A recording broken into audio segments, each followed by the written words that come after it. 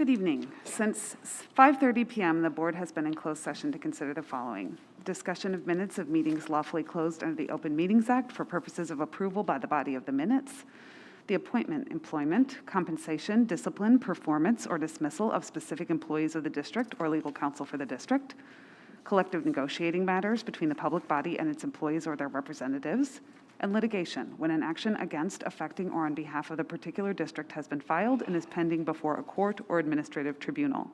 I will entertain a motion to come out of closed session. So moved. Second. A motion and a second are heard. Please call the roll, Mrs. Patton. Kush. Aye. Casey. Aye. Fitzgerald. Aye. Wanke. Aye. Kosminski. Aye. McMillan. Aye. Gerke. Aye. Okay, the motion passes. We are out of closed session. Good evening and welcome to the board's February 22nd meeting. Our mission is to educate students to be self-directed learners, collaborative workers, complex thinkers, quality producers, and community contributors. Please call the roll, Mrs. Patton. Board members present this evening: Kristen Fitzgerald, Christine Gerke, Charles Kush, Amanda McMillan, Joe Kosminski, Donna Wanke, and Tony Casey. Student ambassadors present: Joanna Cho and Uju Kim. Okay, please join the Board of Education in the Pledge of Allegiance.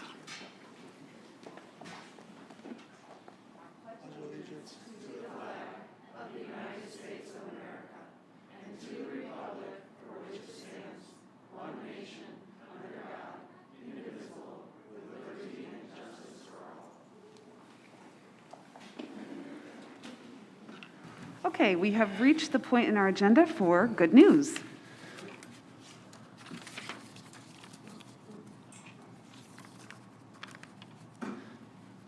Okay, a couple items of good news to share with the community. Third grade students in Mrs. Dominguez's and Mrs. Brunski's classroom at Ranchview Elementary have become published authors through a national student publishing program.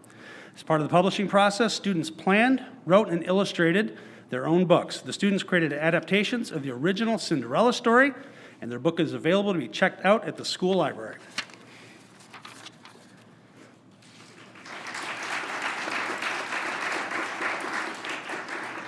And students across the district enjoyed celebrating Valentine's Day last week. Our schools celebrated in a wide variety of ways, from allowing students to share what they love about their schools to creating crafts and participating in kindness weeks.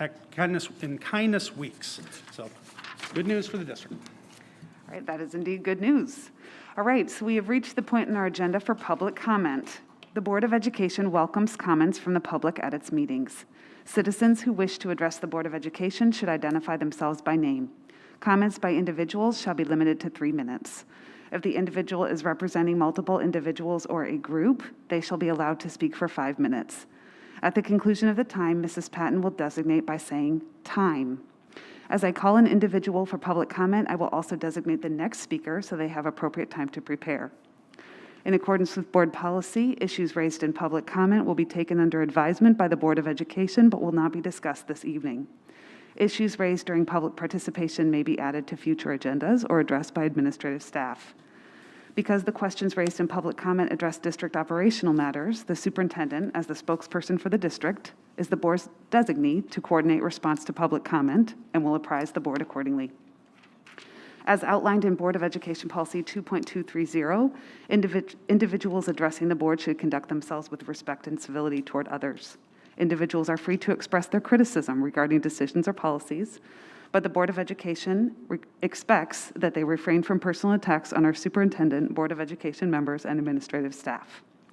At this point, I would like to welcome Erin Zimmer. She will be followed by Kelly Rife.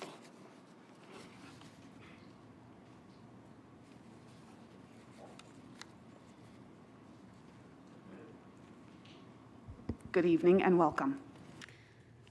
Good evening. My name is Erin Zimmer, and I'm here to speak on behalf of the medically vulnerable in our school community who cannot come to these meetings, and I'd like 5 minutes, please. We all know that last Sunday, the board and Mr. Bridges decided to end our mask mandate. While some people welcomed the change, others did not. In particular, those who are or have contact with high-risk individuals. The pregnant elementary teacher, the second grade big sister and kindergarten big brother of a premature baby, the junior high student born with no immune system, no ability to fight off disease on his own, the 7th grade student with autism that manifests as anxiety, the 1st grader whose mom has Crohn's disease and is on immunosuppressant drugs, the kindergartner whose mom was just diagnosed with MS and will have to go on immunosuppressant drugs, the 3rd grade and kindergarten siblings who are medically complex, the preschooler with a serious heart condition, the 2nd grader with at-risk unvaccinated siblings, the 4th grader whose sibling was born with severe chromosomal abnormalities, the high school teacher caring for her mother with cancer, the 4th grader with a heart condition who also survived cancer. Every one of these people is someone I know, just me and my very small circle of friends, but there are so many more. They are not abstractions, not just some numbers that statistics magicians throw around. These human beings are in your children's classes. They are your children's teachers. They are your friends and neighbors. And if we have nothing else in common, other than that we would all fight like hell for our kids, we can agree that while COVID does not kill everyone, it does kill some. So far, over 900,000 American someones. And it's particularly deadly if you are in a high-risk category. Which brings me to the idea of choice. Let us be clear. The people I just talked about, those dealing with situations they didn't cause, born with issues they couldn't prevent, they don't have a choice.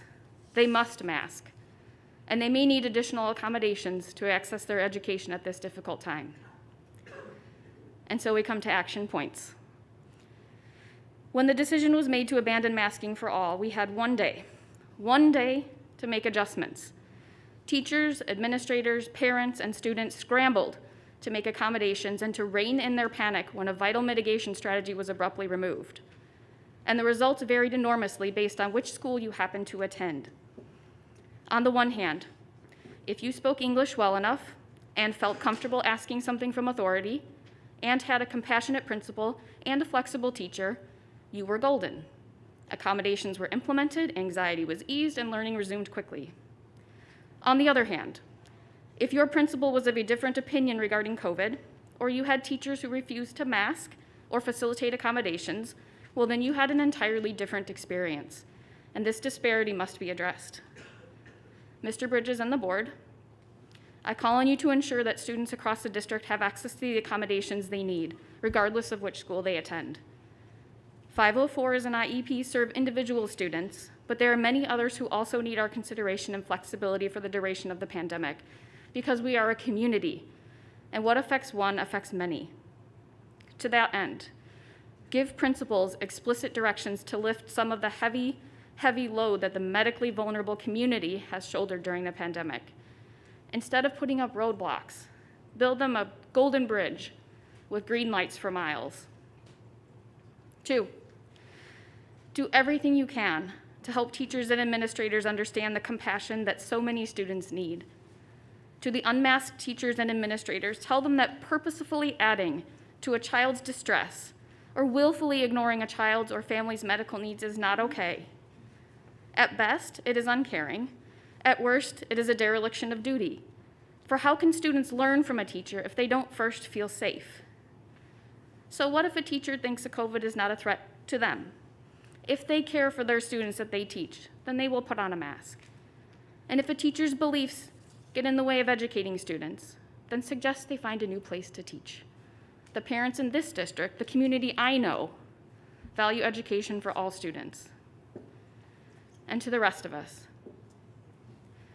while the kids at the tails of the bell curve have no choice about whether they will or will not wear a mask, the rest of us do, and it's wonderful. We are so blessed to have that choice when so many do not. We can choose to support our friends, our neighbors, our colleagues, and make their load a little bit lighter by wearing a mask in the schools. Go watch. Time. On behalf of the whole board, thank you for your comments. Our next speaker will be Kelly Rife. She will be followed by Allison Longabaugh.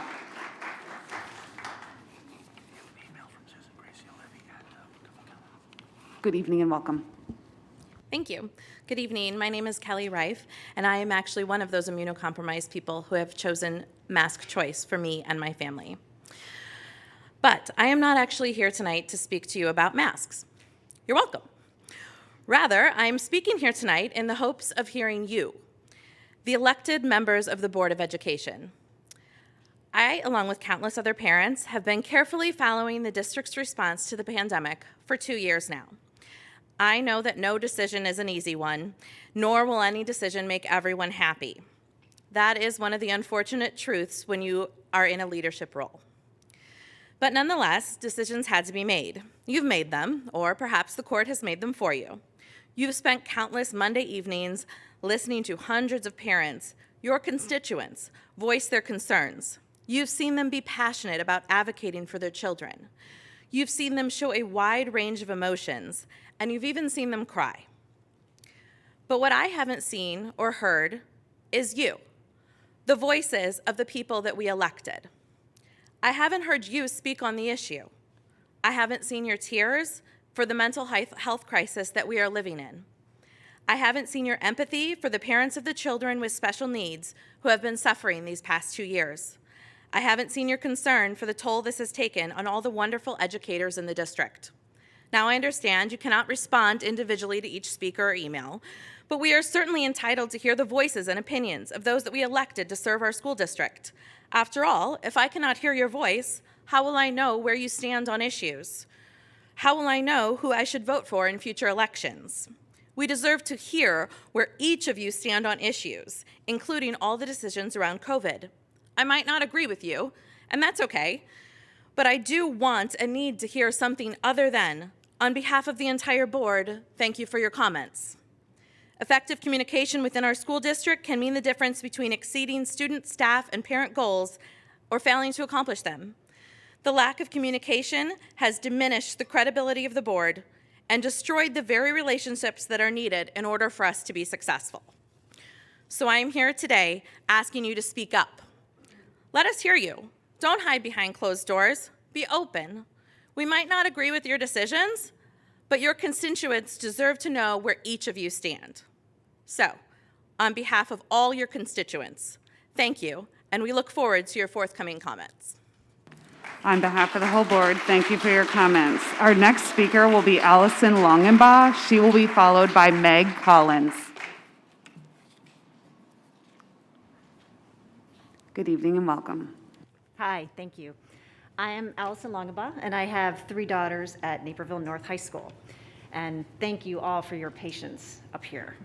After the last meeting, I wrote a letter to the Naperville Sun, letter to the editor, and I thought I would get it on the record tonight. So here it is. I live streamed the Naperville 203 board meeting on Monday night. We have some very passionate people in our town.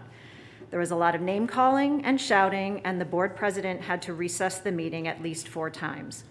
Out of the 38 speakers, the crowd heckled the 4 who thanked the board. For what? Wearing masks during a pandemic. Where is this passion when it comes to other issues affecting our children? Imagine the good we could do together if we reacted with the same energy to keep our kids safe from school shootings and climate breakdown. Let's go to Springfield to urge our legislators to support bills that require safe gun storage and background checks.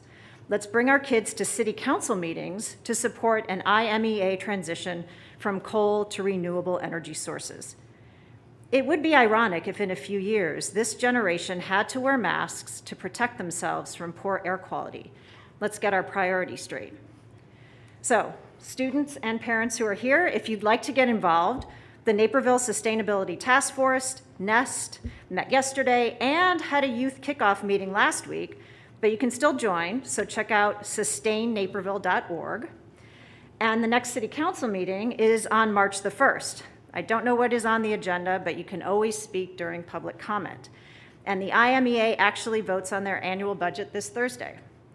So those are just a couple of the immediate things we can do together to tackle some of these issues that really affect our kids' safety. And I know we are all on the same page about wanting to keep our kids safe. So thank you very much. On behalf of the whole board, thank you for your comments. Our next speaker will be Meg Collins. She will be followed by Amy Vogel. Good evening and welcome. Hi. My name is Meg Collins, and I say no. No to people who refuse to wear masks and who think that sick and immunocompromised children and families are disposable. No to families who oppose vaccines that save lives. No to people who say that every pediatrician and scientist in the country is lying about COVID, but who take medical advice from con men and podcast hosts. No to policies that prioritize the comfort of the able-bodied over the lives of the vulnerable. No to families with privilege who throw around words like segregation and discrimination when they have never experienced either one. No to anyone who wants to strip minority and disabled students of their rights to a free, appropriate public education. No to families who want to erase LGBTQ+ people. No to people who want to ban books. No to people who threaten school boards and administrators. No to people who disrespect teachers with lies, saying they are indoctrinating our children. No to people who want to whitewash history and destroy the truth. No to families who want to control the curriculum for all of our students. And no to families who want to use our tax money to fund their conservative Christian schools. No to people who want to run a tank through the line separating church and state that was so important to our founding fathers. And no to people who support legislation that pushes all of these regressive policies. No to any of it. No to all of it. We will not be silent. That's how communism and fascism take over. First, they came for the masks. Next, they'll come for the vaccines. Then they'll come for the school board, and then the marginalized. And next, they'll come for the books, and after that, they'll come for the teachers, and finally for the curriculum. And in the end, they will destroy public education. And by the time the mob comes to tear down the very bricks of our school buildings, if we don't stand up, there will be nothing left to save. So I say no. We will stand up and we will fight to save our schools. We will fight for free speech and the Constitution, the Bill of Rights, freedom and equality, not just for our children and our grandchildren, but for generations to come. Please join with me and say no. On behalf of the whole board, thank you for your comments. Our next speaker will be Amy Vogel. She will be followed by Tim Thompson.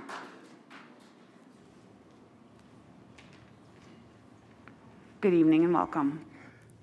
Good evening. My name is Amy Vogelsang, and I am a teacher at Naperville North High School. I am not here tonight to speak on the decision regarding masks per se. It has been made, and I understand that we are going to hear details about more specific metrics and plans this evening. I do hope that the district will provide reasonable accommodations for immunocompromised students and those with vulnerable household members. They also deserve access to a free, appropriate public education.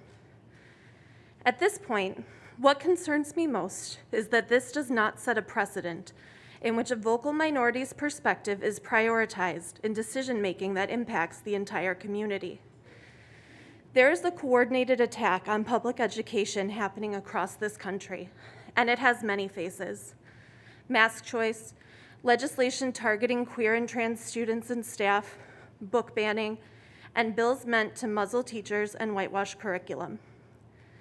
The ultimate goal is the privatization of education, a system in which families receive public tax dollars to put toward private education. As flawed as it is in its current iteration, I believe in public education. I believe that all students should be able to feel safe at school. And there is a difference between safety and comfort. Learning, like all growth, can be uncomfortable. It is only through confronting uncomfortable truths that we are able to change them. Now that the district has gone mask optional, I expect to see renewed criticism of its efforts toward diversity, equity, and inclusion. The idea that we do not need this type of work here is, frankly, not rooted in reality. At the beginning of this month, Dr. Leaks posted on Twitter about the start of Black History Month. The only comment on her tweet, which appears to have come from the parent of a District 203 student, was, "No one cares about racial slur." Just over 2 years ago, a Naperville Central student posted a Craigslist ad with a photo of his Black classmate and the caption, slave for sale. Latina students have shared stories of discrimination against their language and perceived immigration status. Asian American students have faced mounting harassment during this pandemic that mirrors larger national trends. Muslim and Jewish students have watched violence against their communities go unacknowledged. Queer students have felt both hypervisible and invisible. Students with IEPs have been disproportionately assigned to in-school suspension. To argue that DEI work is unnecessary in Naperville is to willfully ignore and attempt to delegitimize the experiences of so many students, staff, and families. This work is not about Time. On behalf of the whole board, thank you for your comments. Our next speaker will be Tim Thompson. He will be followed by Sarah Forster.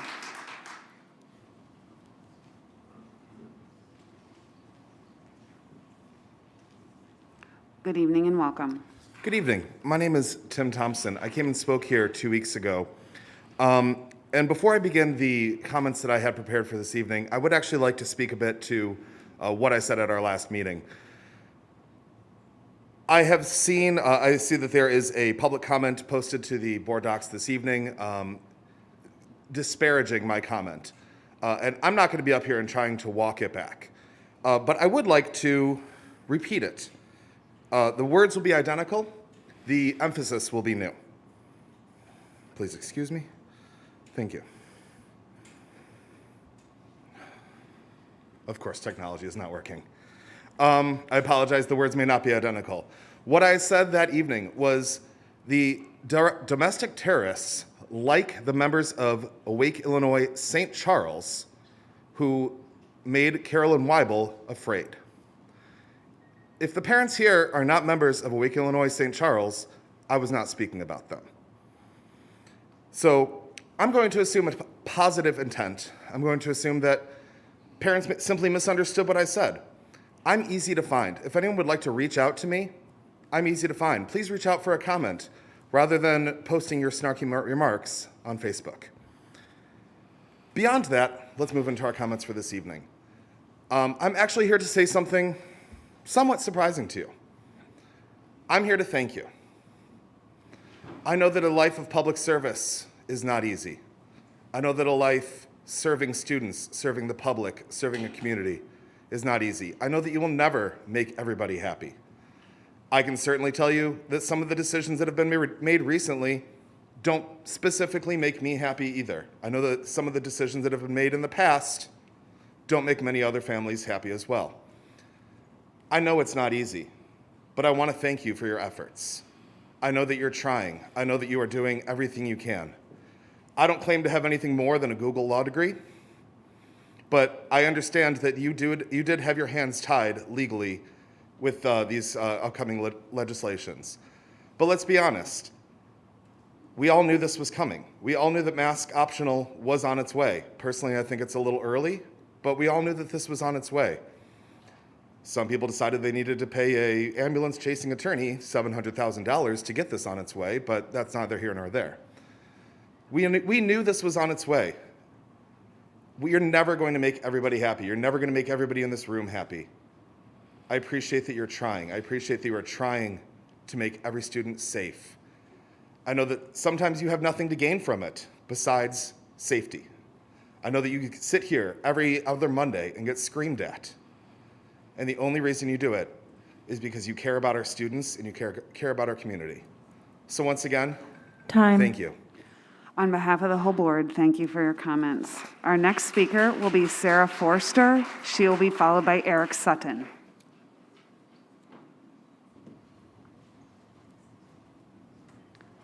Good evening and welcome. Good evening. My name is Sarah Forster. My elder child is a 7th grader here at Washington. Tonight's agenda item 8.06, including the panorama survey results, will be presented later this evening. The results indicate that less than 2/3 find school to be a place where cultural awareness and action matter, where the school climate is a positive one. The 203 community, limited activities, and remote school do not appear to have improved the school climate. More than half of our students lack a sense of belonging. These are our students in 6th through 12th grade. A third of our 6th through 12th graders communicated the lack of positive teacher-student relationships.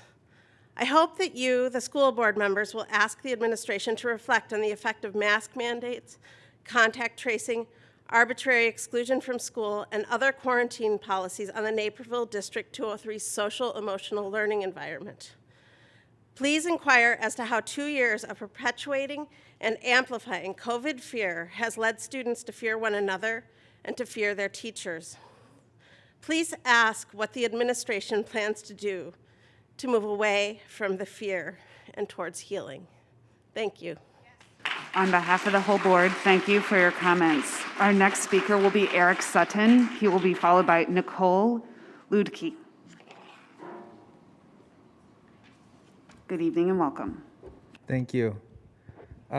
I brought some printouts. I don't know if they were passed out, but this is just a picture that I took of this board meeting, August 2nd, as Dan Bridges was presenting the COVID guidance. It has different categories for low transmission, moderate transmission, substantial transmission, and high transmission. According to these metrics, we're still in high transmission, and according to these metrics on this chart, masks would still be required. This chart was presented before school started. I know of parents who left the district because the district made this decision before school started.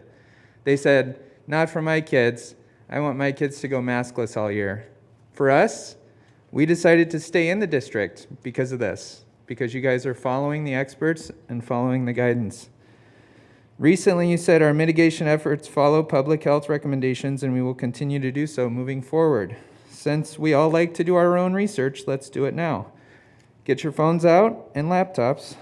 As of today, on the CDC's website, if you click on COVID-19 work in school, K through 12 schools, it says, CDC recommends universal indoor masking by all students ages 2 years and older, staff, teachers, and visitors to K through 12 schools, regardless of vaccination status.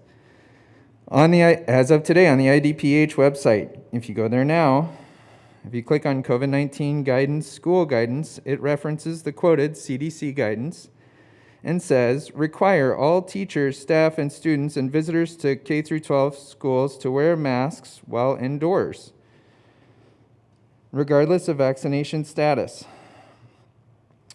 As of today, on the American Academy of Pediatrics website, if you click on critical updates on COVID-19 interim guidance and safe schools, it says in bold, the AAP currently recommends universal masking in school with an emphasis on indoor masking. Those are the experts. On August 2nd, you presented this. When DuPage was in substantial transmission orange, this board independently mandated masks for all indoors.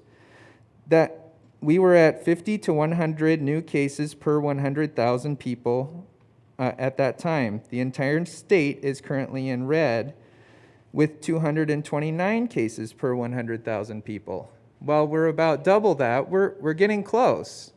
But it doesn't make sense to change the social contract in the middle of the year. This is what you presented to all of us, and that's why people are upset now. We're almost there, but we're not there yet. Those are your metrics, and they were our metrics together. Time. On behalf of the whole board, thank you for your comments. Our next speaker will be Nicole Ludke, followed by Gavin George.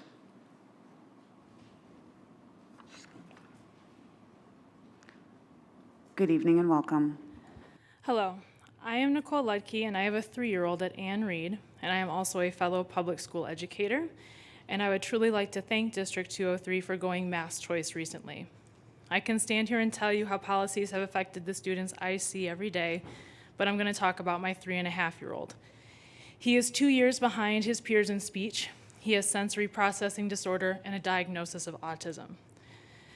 I also have over a decade of teaching experience, and I am K through 12 certified. So with my background, when I was home with him during lockdown, I was the one who noticed the autism. I am familiar with his diagnosis, having taught students on the spectrum myself. So we as parents and as an educator did the right thing. We got the doctor's note for a mask exempt, had the IEP meeting, discussed his sensory issues and his autism, but the district found it in their right to deny this doctor's note and insist on working on masking strategies. So now we face the next battle, to please ask for a continued choice. Some of you today may talk or worry about your immunocompromised children and family, and I respect that. But respect has to go both ways now, because my son is compromised too. Children with autism have an uphill battle they will always face. Autism is a social emotional communication disorder, which means my son needs to see faces to properly learn speech, social cues, and these are things that have been denied him now for 2 years. Autism also has a tendency to further progress into multiple diagnoses, including OCD, anxiety, and depression. I do not need to worry about my 3-year-old becoming obsessed and anxious about germs and disease, or be anxious that he is risking family members or teachers when the risk is actually incredibly low, but the risk to his future success is incredibly high. My son has a battle already, and the argument of requiring a mask is a boulder of burden to those with children like mine. I'm asking for choice and that continued choice so he has his best chance to learn speech, to learn emotions, and not from an iPad, and to not have his sensories overwhelmed. Just like some may respectfully want the choice to mask, I'm asking that the choice be made for him and his teachers if they wish not to mask. Some of you will say it's just a mask. Well, for kids like mine who also can't handle gloves, hats, hoods, or heavy shoes, it's a harmful speech and sensory hindrance that causes him distress and meltdowns. So again, some of you will want the choice to mask, and I respect that. But then it's time to also respect my family's needs as well, and our choice to not mask my son and give him his best chance as well. So thank you again for the choice, and please let's continue this choice. On behalf of the whole board, thank you for your comments. Our next speaker will be Gavin George. He will be followed by Jenny George. Good evening and welcome. Good evening. Hi, my name is Gavin George. I'm an 8th grader at Kennedy Junior High. First, I want to tell you what a great week I've had not having to wear a mask. Don't you think I look much more attractive now? I don't just want to talk to you tonight, but all the people of this district. You might all think it's no big deal to wear a mask, but it is a big deal to many kids, including me. But since I love math and statistics, I want to share with you some data that makes it clear masking is not necessary for children. Did you know that as of November 2021, the CDC estimates that 26 million children have had COVID? Of those, less than 1% have been hospitalized, and 0.007% died. That means there is a 99.993% survival rate for kids. That means that the flu is more dangerous than COVID. We are fortunate to live in a country where there are vaccines available to every adult and school-aged child.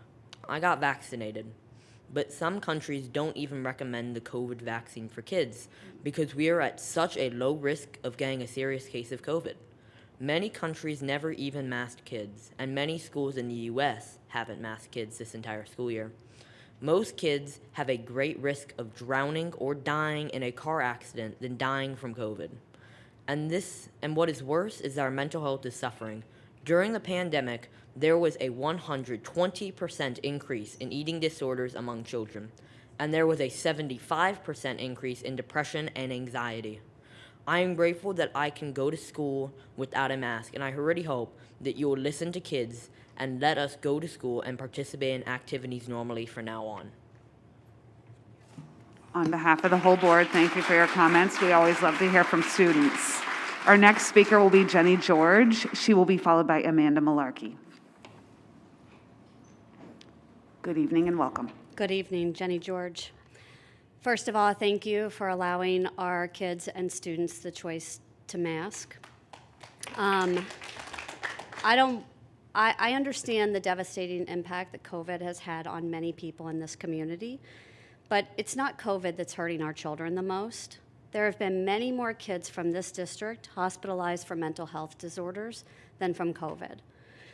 The time has come to stop the talk about metrics for reinstituting mitigations. The time has come to put our kids and their health first.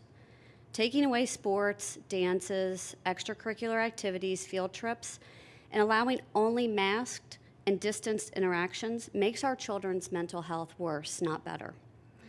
Obesity, eating disorders, anxiety, and depression have all skyrocketed during the pandemic. As I've shared with you, I've received hundreds of emails from parents over the last 2 weeks. Parents telling me about how their children have panic attacks, are despondent, have new behavior problems, first graders who don't even know their letters, kids getting speech therapy in a mask while their therapist is also masked, autistic and special needs children who cannot tolerate a mask but are forced to wear one anyway, even an elementary child with suicidal ideation. But you already know this because these parents have told you. Parents like me have tried many times to engage with you in discussion and sharing of data. You've ignored us. You refuse to respond to any email or phone call. Personally, I've sent you 33 emails plus my multiple public comments and have gotten exactly 2 canned responses from Kristen in 2 years. The time has come for this district to view parents as partners instead of adversaries. These are our children, and I can promise you we are not going away. Some people in this community have called us bullies. In reality, we're just moms and dads who see that decisions made over the past 2 years have harmed our children. We are angry, and we have every right to be. The restrictions and mitigations put in place were not about the health and safety of our children. The time has come to take politics out of our schools. All of this anger on both sides is due to the board's lack of transparency and refusal to engage with parents. There is a way to heal this community, and especially our children. 1, acknowledge the harm that's been done and vow to never let it happen again. 2, make our children your number 1 priority. Fund all the necessary resources to catch them up academically and give them the mental health support that they need. 3, engage with parents on any issue that impacts our children. Answer emails, take phone calls, even meet us in person to hear our concerns.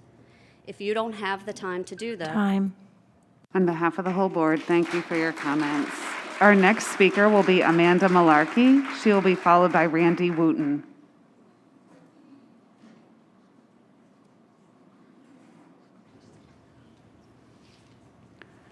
Good evening and welcome. Hello.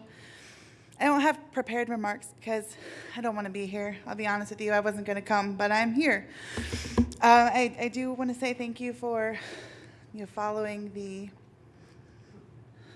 court ruling and allowing choice for masks, as many parents have been asking. When I first told my kids, they did not believe it because they've been disappointed so many times in the last 2 years. My son, one of them was in kindergarten last year, and originally he was so excited to go to school.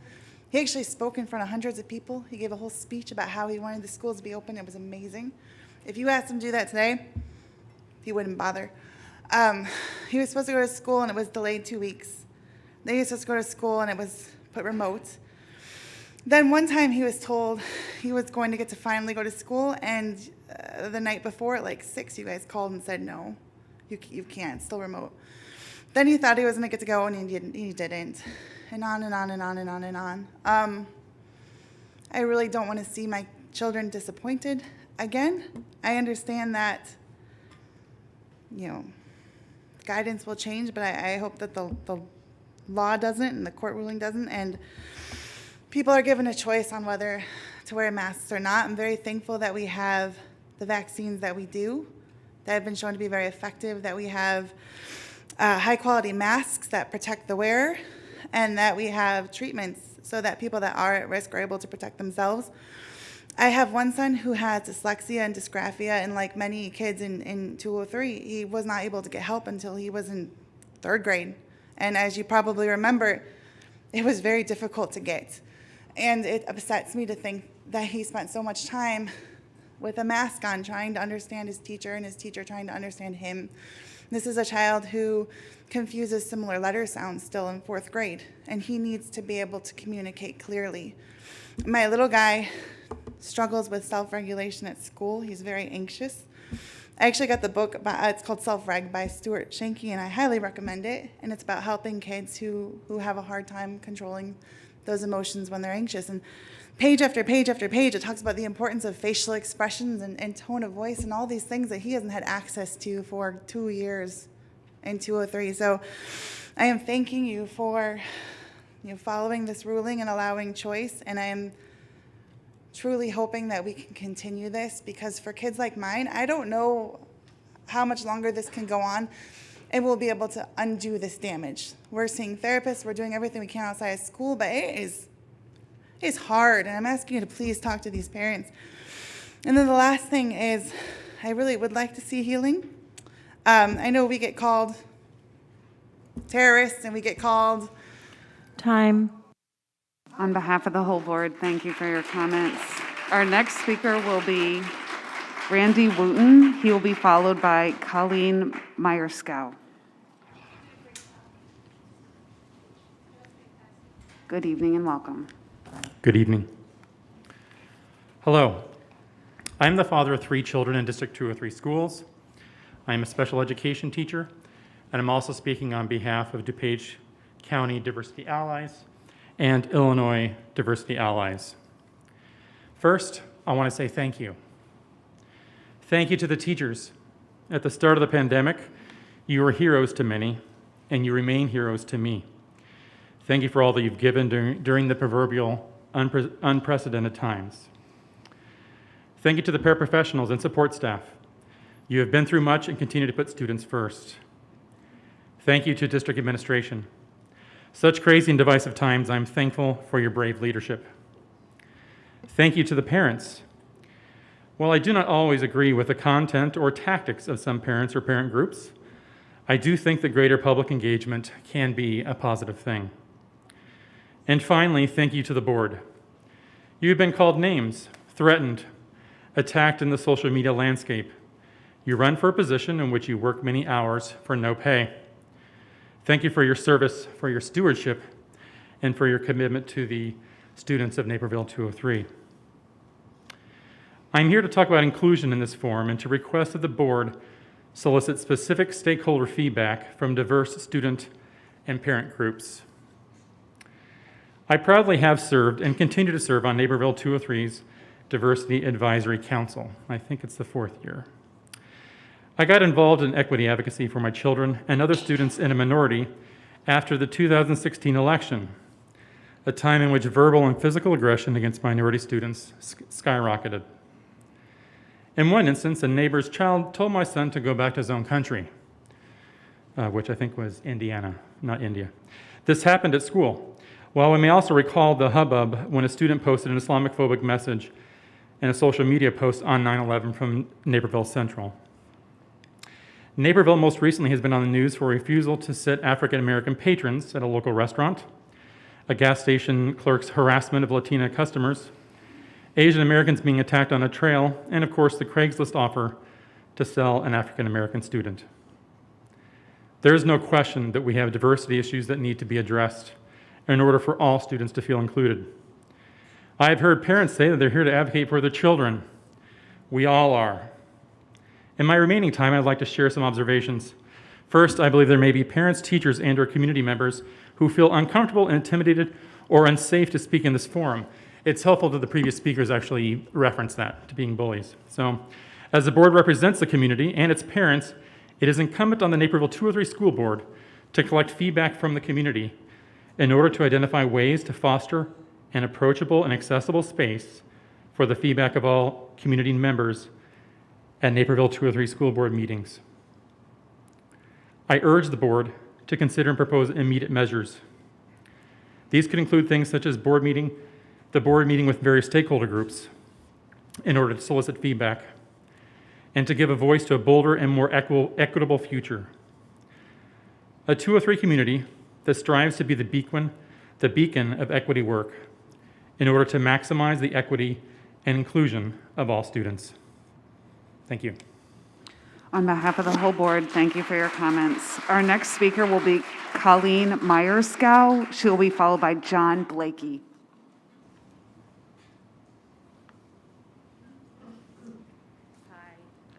Good evening and welcome. Hi, I am Colleen Myerskopf. I have 2 daughters in 203, and I'm speaking also as an ally with DuPage County Diversity Allies and on behalf of medically vulnerable kids and families.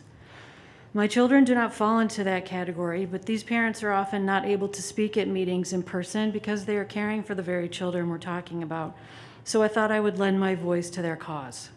A few months back, I was going to speak about the lack of access to class instruction for quarantining kids and also immunocompromised kids. How far behind did they get from not having online options for classroom instruction? That instruction is so important for learning, I think. And now that the mask mandate has been dropped with very little warning, the immunocompromised kids have to suddenly stay home for their own safety and are being deprived of a free and basic education, which is within their rights to have. Putting it off onto the principals of the schools they attend is not the complete answer. Telling these families to homeschool is not necessarily an option. I hope that it's being worked on, behind the scenes. I know everyone has a lot on their plates and things are not easy right now, but meanwhile, these kids are missing out on valuable instruction. They should not be suffering because their district and schools are having trouble coming up with a plan on how to accomplish it. Some families have been dealing with these accessibility issues since before the pandemic for years. I don't understand all the legal ramifications that go along with all of this. I don't even know half of what it takes to deal with the situation these kids and families are now finding themselves in. But I am here to ask you to work with them to find the solutions. I'm not here speaking just to hear myself talk. Because don't quit my day job, right? I am here to ask for action. I am not necessarily asking for the mask requirement to be brought back because we all know what would happen then. I do appreciate how long 203 kept the mask requirement going. I wish it could have been a little bit longer, and I am asking for whatever else can be done. I don't propose to know what that is. I know it's not an easy answer. I'm not an expert. I'm just an ally. I'm sorry if I've kind of been repeating myself here. Please live up to your reputation of being a top school district in the country and give these kids what they deserve, which is a free, appropriate public education and a least restrictive environment. Thank you. On behalf of the whole board, thank you for your comments. Our next speaker will be John Blakey. He will be followed by Bill Klinowski. Good evening and welcome. Yeah, good evening. My name is John Blakey. I am with Awake Illinois and would like 5 minutes, please. For the record, Awake Illinois supports both mask and vaccine choice. Before District 203 finally followed the law and went mask recommended, students and staff were faced with chaos when students who were lawfully attended school unmasked were separated from their classmates and denied the rightful education. This was in direct violation of the district's own principles of inclusion. To make sure this never happens again, District 203 would do well to commission an independent investigation into the non-inclusive treatments of students that week. Outside of masking, which has been well covered tonight, the following issues need to be addressed by District 203. Number 1, the comprehensive equity plan needs to be scrapped. Parents need to know what the current plan includes. Here are just a few examples. Students will be trained to be anti-racists. District 203 is looking to make a systemic transformation of culture. Students will be encouraged to be race and gender activists by calling out inequities. There simply isn't a problem with racism that requires us to teach District 203 kids to be anti-racist. There is no need to transform the culture. Rather, we need greater focus on addressing the learning gaps and mental health issues caused by 2 years of a pandemic, lockdowns, masking, etc. Also, our students do not need to be encouraged to become social justice warriors. Stick to the academics and scrap the equity plan, please. Number 2, the state's proposed changes to the student registration process must be rejected. From next year, students will be asked about their sexual orientation and gender identity. A child's sexual orientation is of no concern to the school.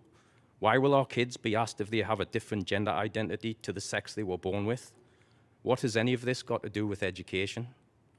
We know this is an attempt by activists in the government to indoctrinate our kids, to minimize parents' influence, and to push controversial concepts.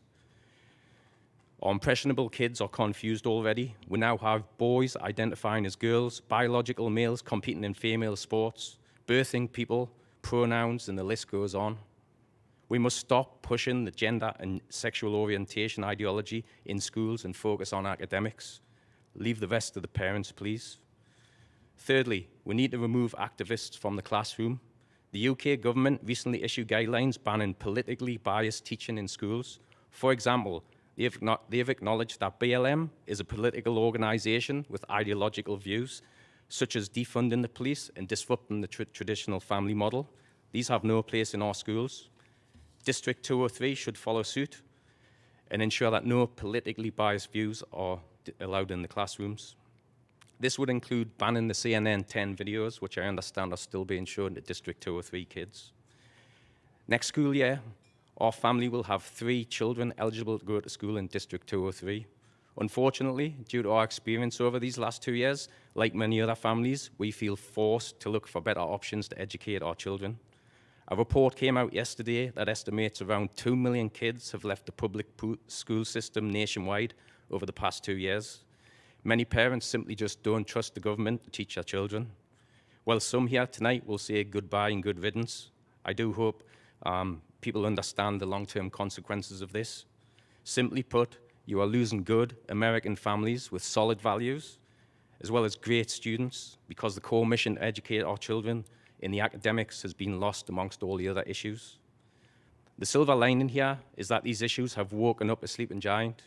Common sense parents will take back control of their kids' education. Through advocacy and their vote, parents will ensure that the kids' best interests are put first, regardless of politics, ideological views, and the flow of money. I stand in awe and appreciation of those parents, especially the moms who've stepped up. Awake Illinois will continue to give parents a voice, and we will be on the front lines of the fight for the soul of our nation. God bless you.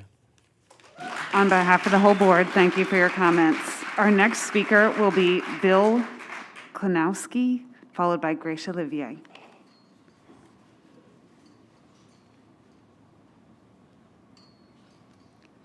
Good evening and welcome. Good afternoon.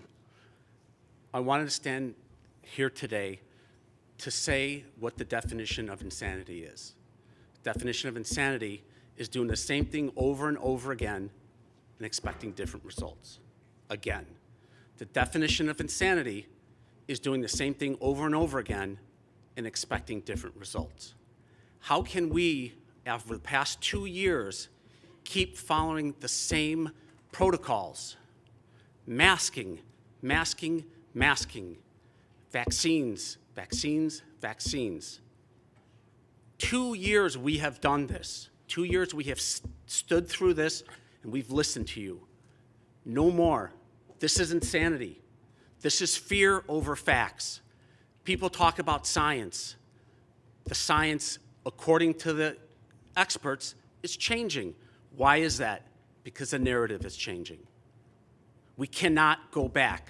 We must go forward. We need leaders to make us go forward, not protocols, not mitigations. Think about it. Come Monday, Pritzker says everyone can go mask optional, but the schools must remain masks? Where's the science in that? These kids are the least vulnerable kids in the country. Population, I should say.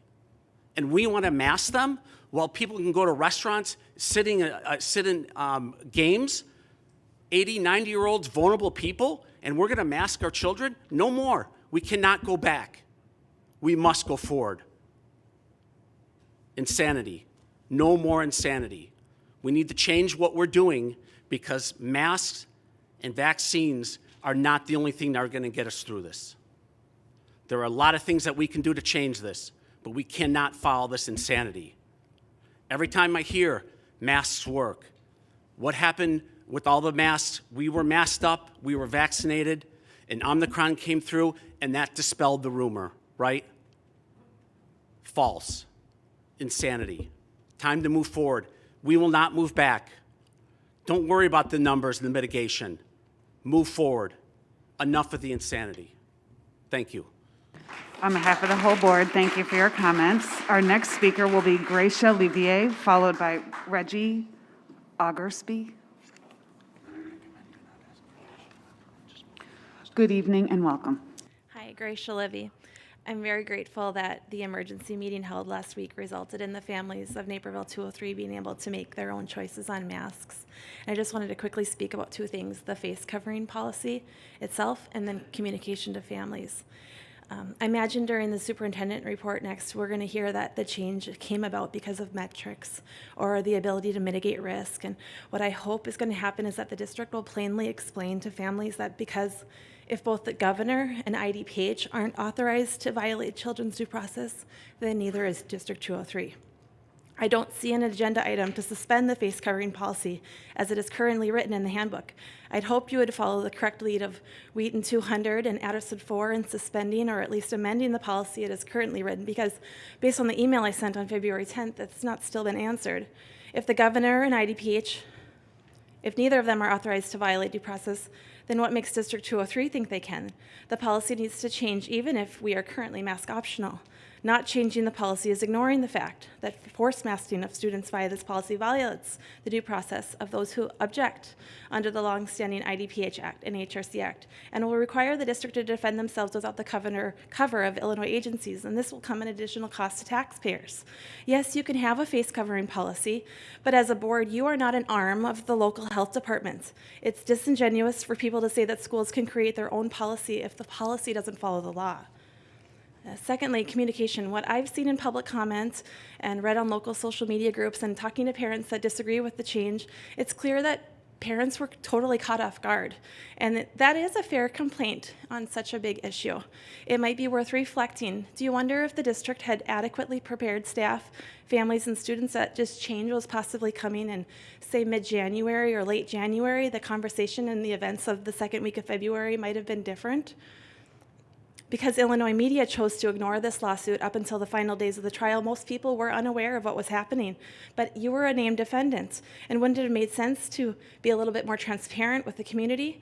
I wonder if some of the chaos and confusion that surrounded the past few weeks might have been avoided and allowed people who either were disagreeing with it or fearful of the change, give them time to process it and to discuss what the next steps might look like. I hope that after the dust settles here that there can be some reflection on the way that there was so much little communication to the public about this case.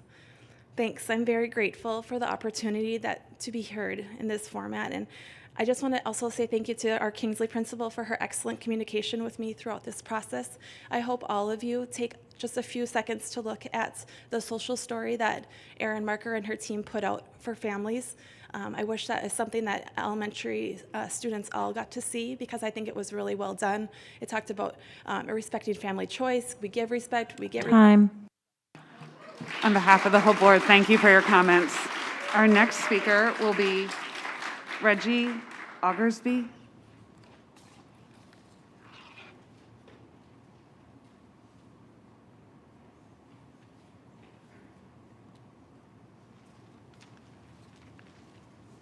Good evening and welcome. Thank you. I'm Reggie. Thank you to all of you. Hopefully I'm the last one here. We are a District 203 family with 3 children, one of whom is medically fragile. First of all, we just want to truly thank you so much for all you've done during this pandemic to keep our children safe. You have taken enormous efforts to protect our medically fragile son, and we are truly grateful to all of you. Unfortunately, as the pandemic shifts and masks become optional, our son becomes very vulnerable. He is one of millions of Americans who are immunocompromised and stand to endure dangerous complications and even death if he contracts COVID-19. We understand the district is making a shift away from mandating masks. This shift is based on a lawsuit from outside of this district, and I don't believe it really reflects this community. It's not based on any actual scientific metric or evaluation. In fact, as we've heard many times today, the CDH and the IDPH continue to recommend masking in schools for the time being. Mitigation strategies have clearly proven to be effective, as seen by successful in-person learning, low influenza numbers, and low COVID transmission in school buildings. As the school year is coming to an end, and hopefully the pandemic is coming to an end, we implore you that you not forget the most vulnerable population of children in this transition. Students like our son have the constitutional right to a full education, inclusion in the classroom, and protection from stigma. The district has an obligation and a responsibility to see that each vulnerable student and staff have their basic needs protected. We expect the district to take this into consideration when putting metrics and layered mitigations in place. It's unconstitutional and unethical to make metrics that only suit the masses. It is easy to protect the masses, but the responsibility lays in protecting the vulnerable, the least of us, those who cannot protect themselves. Schools are already taking measures to protect children with life-threatening food allergies. They take measures towards inclusion of people with various races, religions, gender identities. Inclusion and protection of students with medical disabilities, especially in light of COVID, is no different. My son and others' children's lives depend on it. Thank you. On behalf of the whole board, thank you for your comments. As we finish our public comment period, I want to thank each of our participants on behalf of our whole Board of Education. We appreciate your advocacy. I also want to acknowledge the many public comments submitted by email from many of our community members. We also appreciate your advocacy. I want to assure each public commenter, regardless of the format in which you have commented, your concerns have been heard by the Board of Education. I also want to take a minute to thank all those who emailed their thoughts and concerns to the board. We read and review each email and value them greatly. At this point, there are times when, due to the volume of email, we are unable to respond in a timely way to each one. However, each of these emails is read and considered.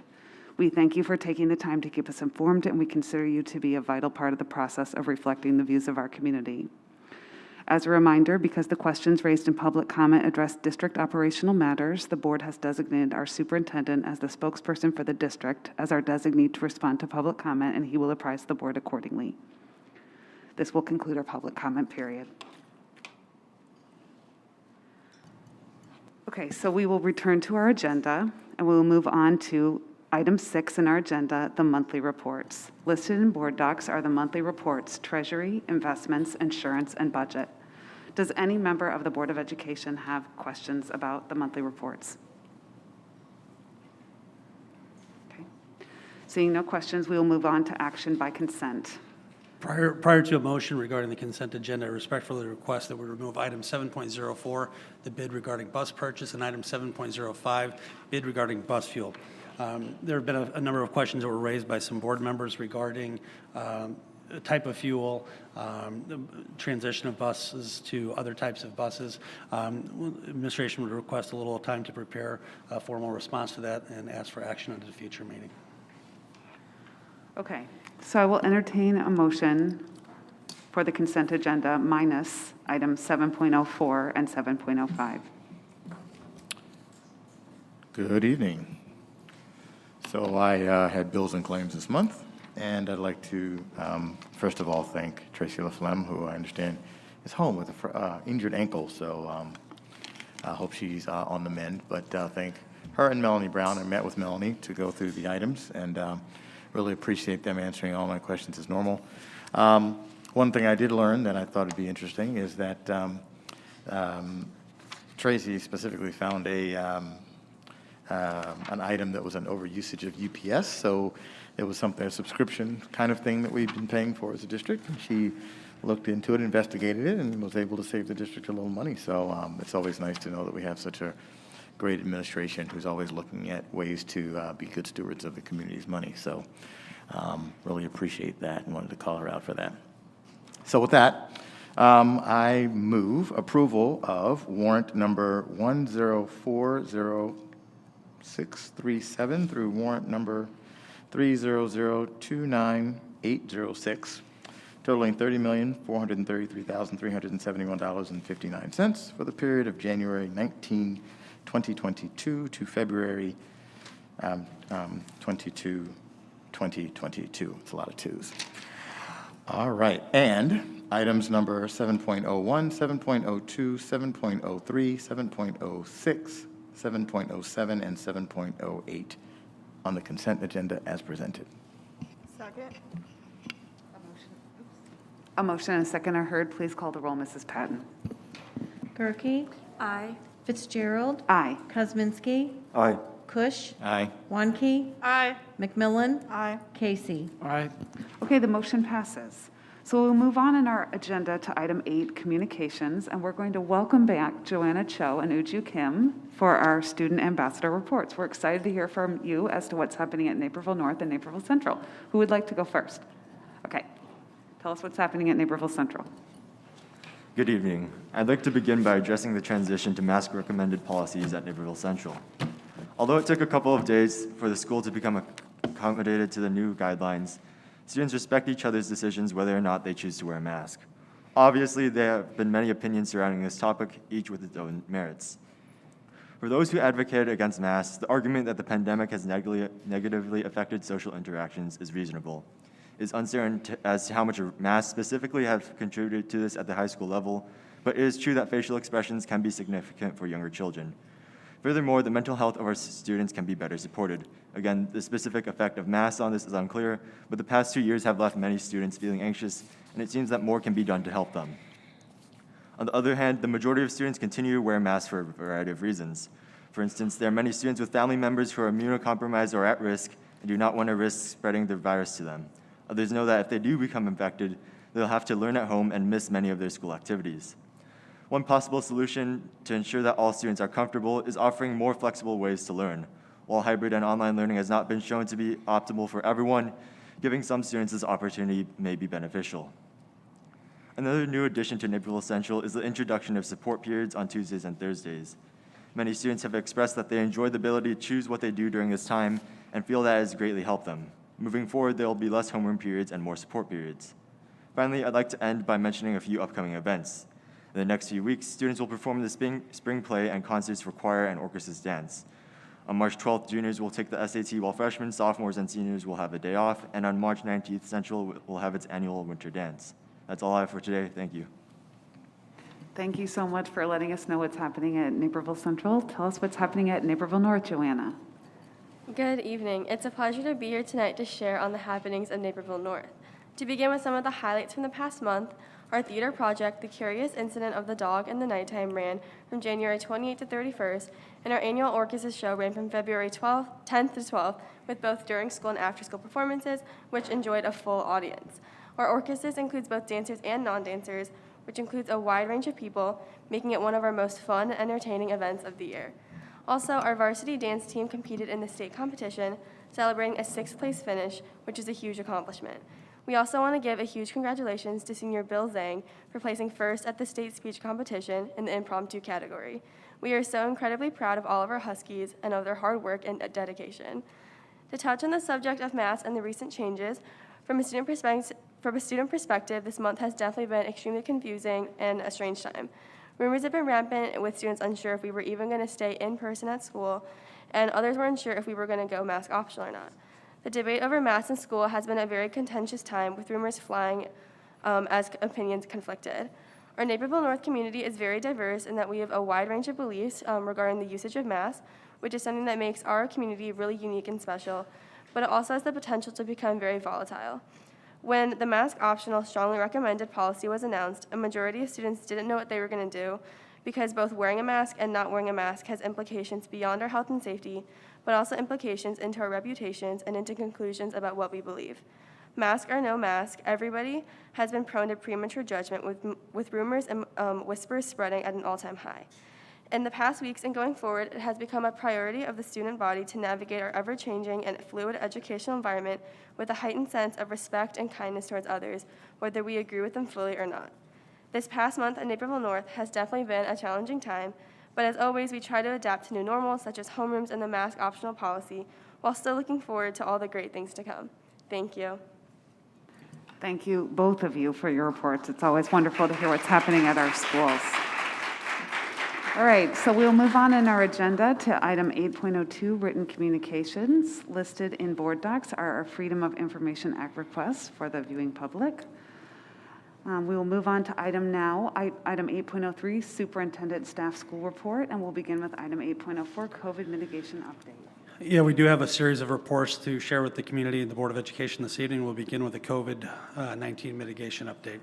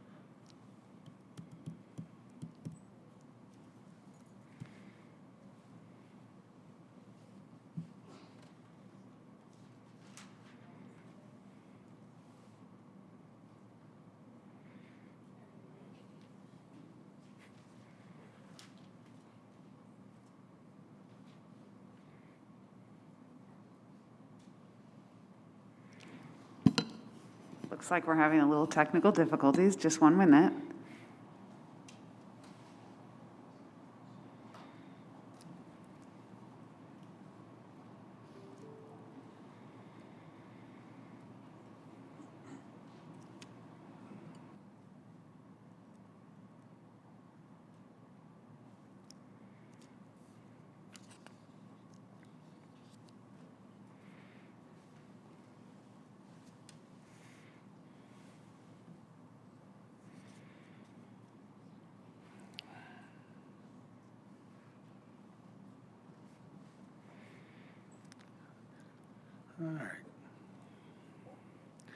All right, there we go. We'll go to the next slide, please, Rich. This evening, I'll update you on our current COVID-19 mitigation plans, our rationale for our current plan, and I'll share a plan for a path forward.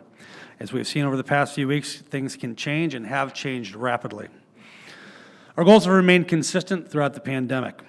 We must continue to be flexible in our planning in order to ensure, Rich, we can go to the next slide, please.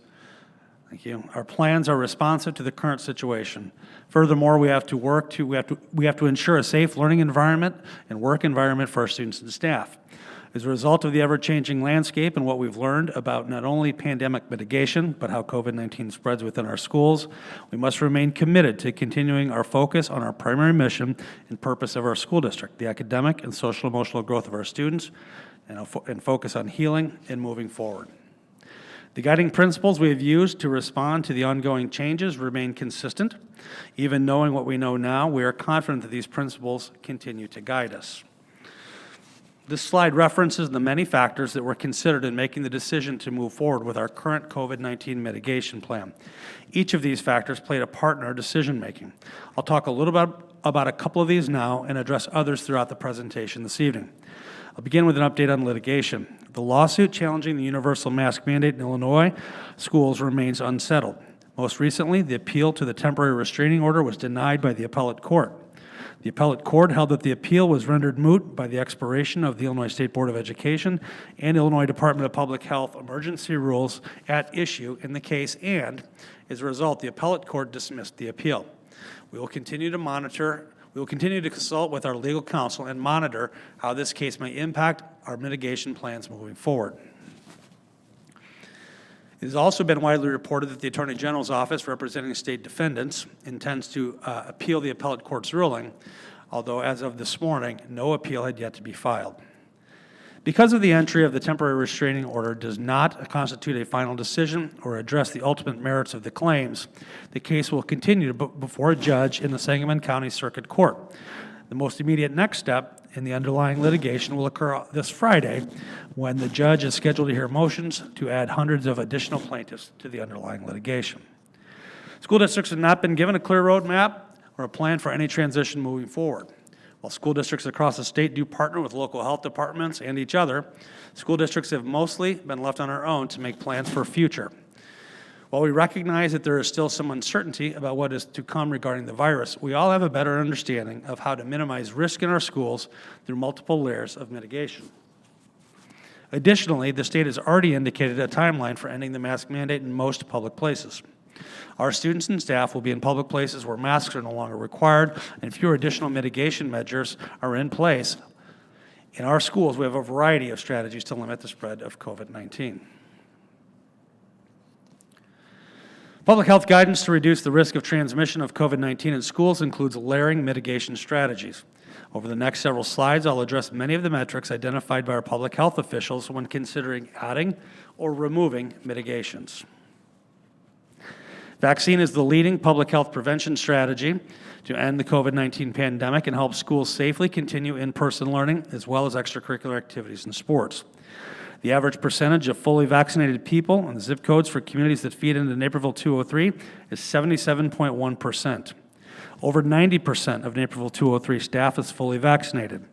DuPage County has the highest rates of full vaccination among students ages 5 through 11 at over 44%, and third highest full vaccination rate among students aged 12 through 17 at 73.5%.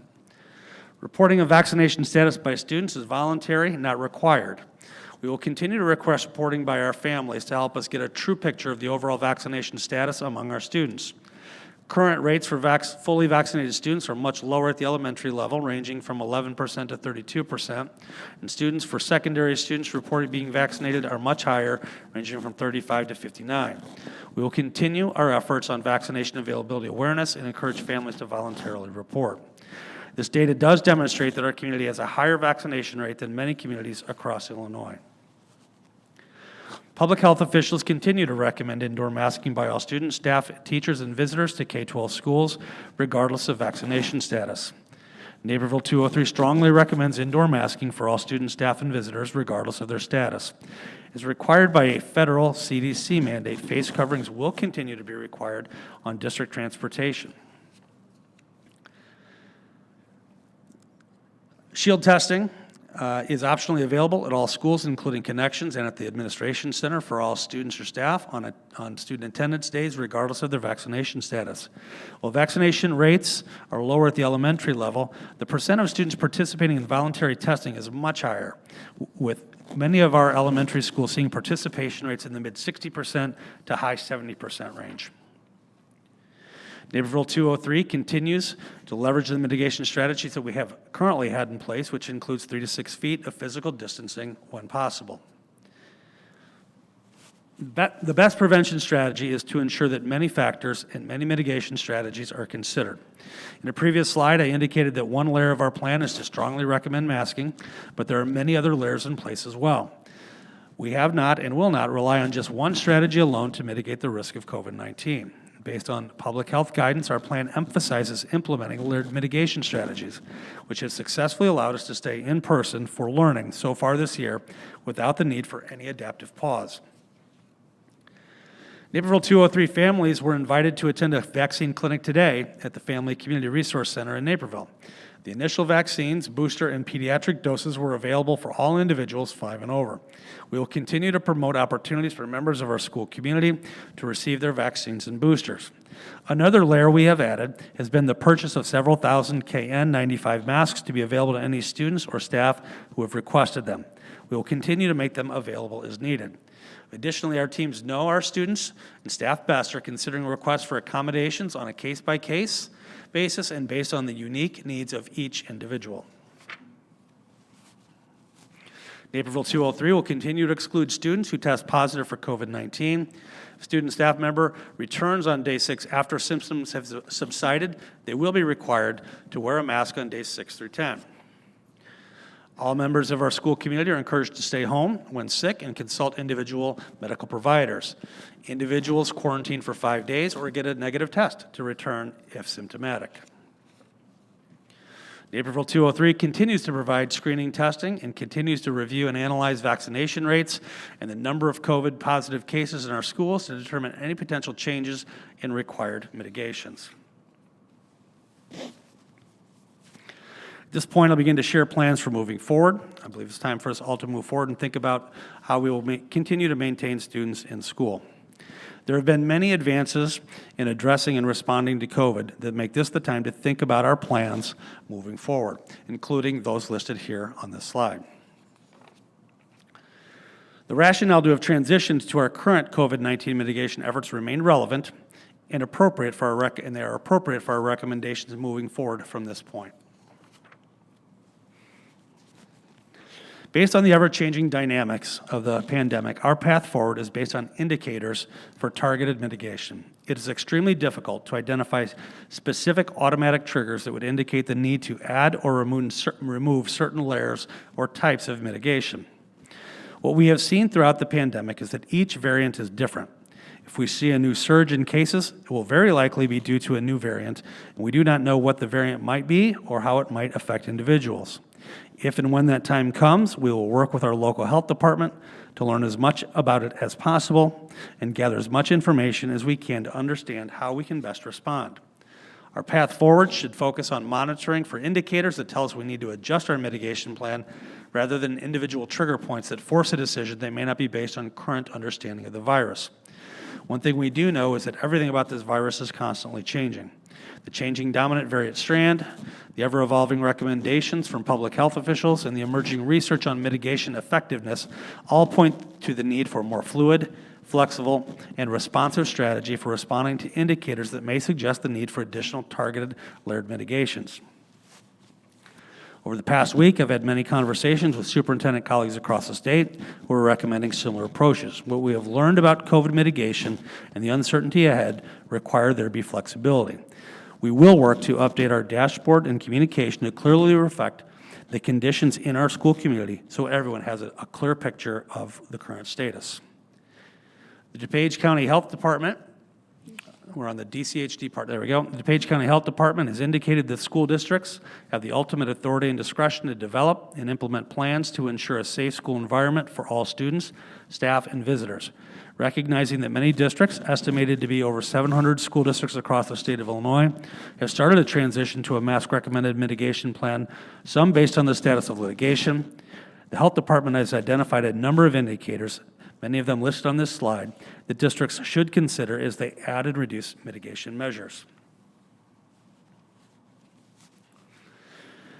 According to the health department, the COVID-19 vaccines continue to be highly effective in reducing risk of severe disease, hospitalization, and death. When COVID-19 cases rise, breakthrough infections among vaccinated individuals are more likely to be mild cases, while unvaccinated people are more likely to become severely ill or require hospitalization. CDC data show that in August 2021, the risk of dying from COVID-19 in the U.S. was more than 11 times greater for unvaccinated people than for fully vaccinated people. As stated earlier, vaccination is the leading public health prevention strategy to end the COVID-19 pandemic and help schools safely continue in-person learning as well as extracurricular activities and sports. The average percentage of fully vaccinated people in the zip codes for communities that feed into Naperville 203 is 77.1%, and over 90% of Naperville 203 staff is vaccinated. Our community has a higher vaccination rate than most communities across the state.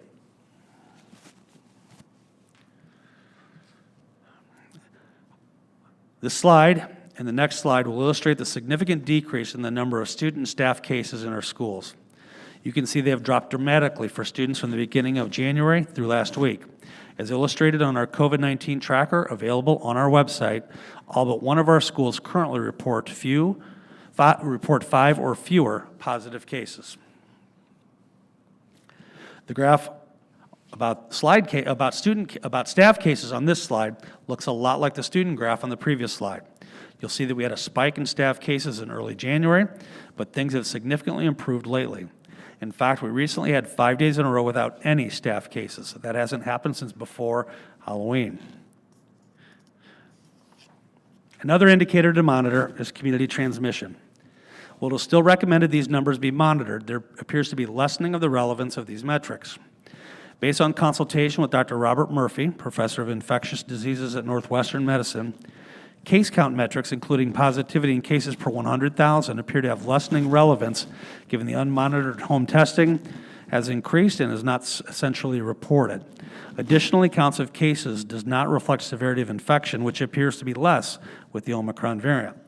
However, community transmission levels continue to be reported at the county level. DuPage County Health Department recommends that case counts still be considered and factored in decisions related to adding or removing any mitigation measures. Community transition rate is measured by the rolling 7-day positivity rate has been steadily trending downward since the beginning of January. The current positivity rate for Naperville 203 zip codes is at 2.83%. While the weekly new case rate per 100,000 remains high, it has dropped significantly over the past several weeks and continues to trend downward. For District 203 zip codes, the number of cases per 100,000 is about 100 fewer than the number for DuPage County. However, since this report was prepared, we have learned that both the DuPage County and Naperville 203 zip code data have been updated and are now both below 100 cases per 100,000. Another indicator we will monitor is potential strain on our healthcare system. According to the City of Naperville dashboard, for the week ending February 17, 2022, 9% of beds used at Edward were for adult inpatient bed usage. Total bed usage for the week ending February 17th at Edward was 78%. Both the average COVID patients and the average daily hospital bed usage have declined significantly since the beginning of January and continue to improve. We will continue to communicate with officials at Edward and monitor the hospital dashboard to determine impact on our local healthcare system. DuPage County availability indicates the trend in hospital bed availability improving. Additionally, hospital transmissions for COVID are declining. The slide illustrates across the county, not just Edward. Currently, voluntary testing is widely available to Naperville 203 students and staff. This will continue to be an important mitigation measure to have in place as we look to peel back any measures. Should testing no longer be available or we see a significant decline in participation, this will become an indicator to consider additional mitigation strategies. Additional indicators demonstrate our need to continue to collaborate with the DuPage County Health Department as part of our decision making. If indicators warrant it, additional targeted mitigation efforts will be considered. Masking will continue to be an option if needed to mitigate transmission. The DuPage County Health Department recommends schools monitor the trend in new cases identified to inform the need for more or less mitigation strategies. Our primary indicators to consider will first be our building case counts, followed by our community transmission rate. We will monitor both for spikes and trends in order to have a clear picture when determining how and when to reduce mitigations. We recognize that if a vaccine is considered to be one of the most important mitigation factors, we will need to continue to partner to provide opportunities like we did today for those who wish to be vaccinated. Should at some point a vaccine become limited in availability or effectiveness, this could serve as another indicator. As previously mentioned, hospital intensive care unit bed availability is an indicator of hospital capacity. Hospitalizations tend to lag increases or decreases in new infections, so hospitalization indicators provide a less timely notification of changes in trends. That said, it's an additional indicator we will monitor. As we move forward, again, it's time for us not only to develop a plan, to have our plan that is flexible and responsive to the changing conditions, but we want to ensure a safe and secure environment and workspace for our students and staff. We must leverage what we've learned over the past couple of years in order to move forward and focus on our goal of healing, but also on our primary focus of the academic and social emotional growth for our students in a safe environment. The ongoing uncertainty regarding legal challenges to mask requirements in public school, the District 203 metrics, and the district's ability to mitigate risks to our students and staff resulted in our decision to make changes to our mitigation plan. To that end, the district determined that masking will be strongly recommended for all students, staff, and visitors in Naperville 203 facilities. Pursuant to Board Policy 4172, face coverings, as superintendent, I'm authorized to present temporary rules and procedures related to the policy and face covering requirements. As part of the temporary rules and procedures, I recommend suspension of the enforcement of Board Policy 4172 as part of the district's plan. This temporary change to rules and procedures related to enforcement of the board policy related to masking is based on the current and changing legal landscape, District 203's metrics, and the mitigation strategies which will remain a part of the COVID-19 mitigation plans, which have resulted in maintenance of student and staff health and safety. Accordingly, masking will continue to be strongly recommended for all staff, students, and visitors in our facilities. As the legal issues are resolved with a degree of finality and with a close monitoring of District 203's metrics, the Board of Education may be asked to consider whether formally suspend Board Policy 4172 through the Board Policy Review and Adoption process. Our next update to the Board of Education and community will be at the March 7, 2022 meeting. I'm confident that the plans I've shared for Naperville 203 moving forward will help ensure and maintain a safe environment and allow us to ensure our time and resources are spent on supporting the academic and social emotional needs of our students. At this time, I'll answer questions. All right, thank you so much for that very comprehensive presentation outlining decision-making and the path forward. Questions from the Board of Education?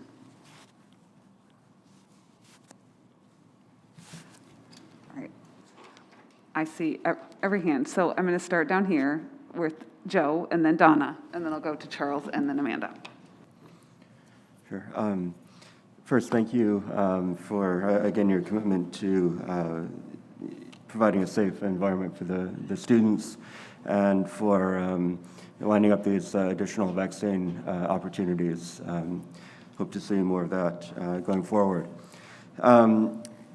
In the presentation, you talked about looking at individual building metrics. Do you see part of the mitigation potentially being strategies for individual buildings as COVID rates change or metrics change within those smaller groupings? Yeah, actually, I do see that. As we've kind of looked at how we mitigate and move forward with our plans and dealing with the transmission. I think it is important for us to take it more on a site-by-site and a case-by-case basis regarding, the need for additional strategies. For example, if we see an increase within one school in terms of the number of positive cases, we may need to look at additional layers of mitigation at that particular school. However, if the transmission within another school remains very low, as a number of our schools on our dashboard are indicated at having 0 student cases, then we would consider other mitigation strategies there, or to look at other data before we look to apply strategies at that school. I think what we need to do is step away from a one-size-fits-all at every school across the district. It needs to be more of a focused look at indicators within our community to mitigate the risk. Thank you. Donna. So thank you for the report. When you went through the indicators for targeted mitigation, there were 7, and then after that you listed 2 primary and 2 additional. So what will be on the dashboard? And you said it was going to be updated weekly. So when can we see? When will the dashboard be ready? Our goal will be have it updated by the beginning of next week to reflect the primary as well as the additional mitigation strategies, so you can kind of get a sense of where our locations are at based on each of the individual metrics.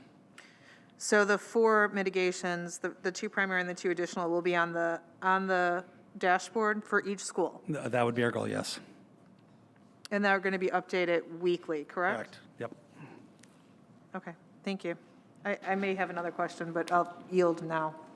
So you said mitigations, but I think you meant indicators, right, Donna?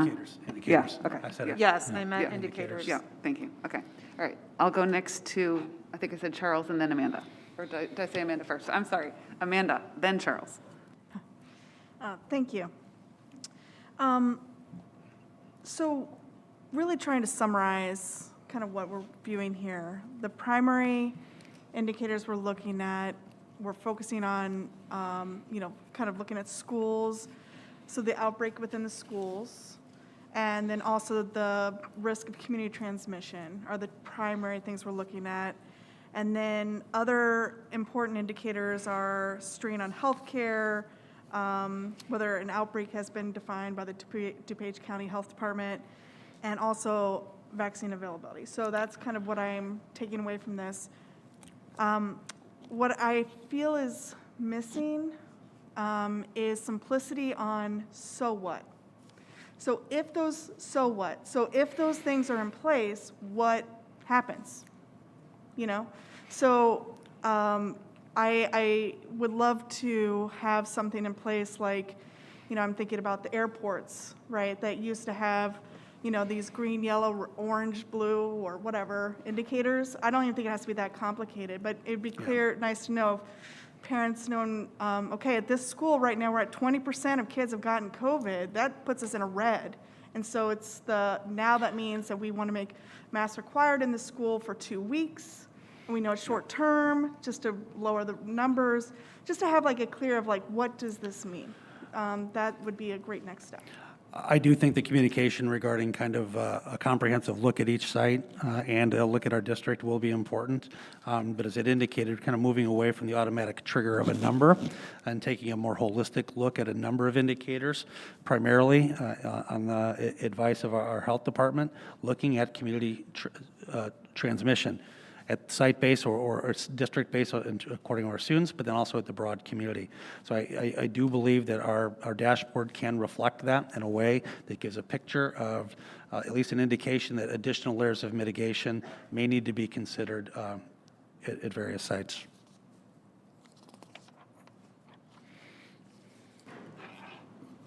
Charles. So I'm going to echo a little bit about what my colleague just said.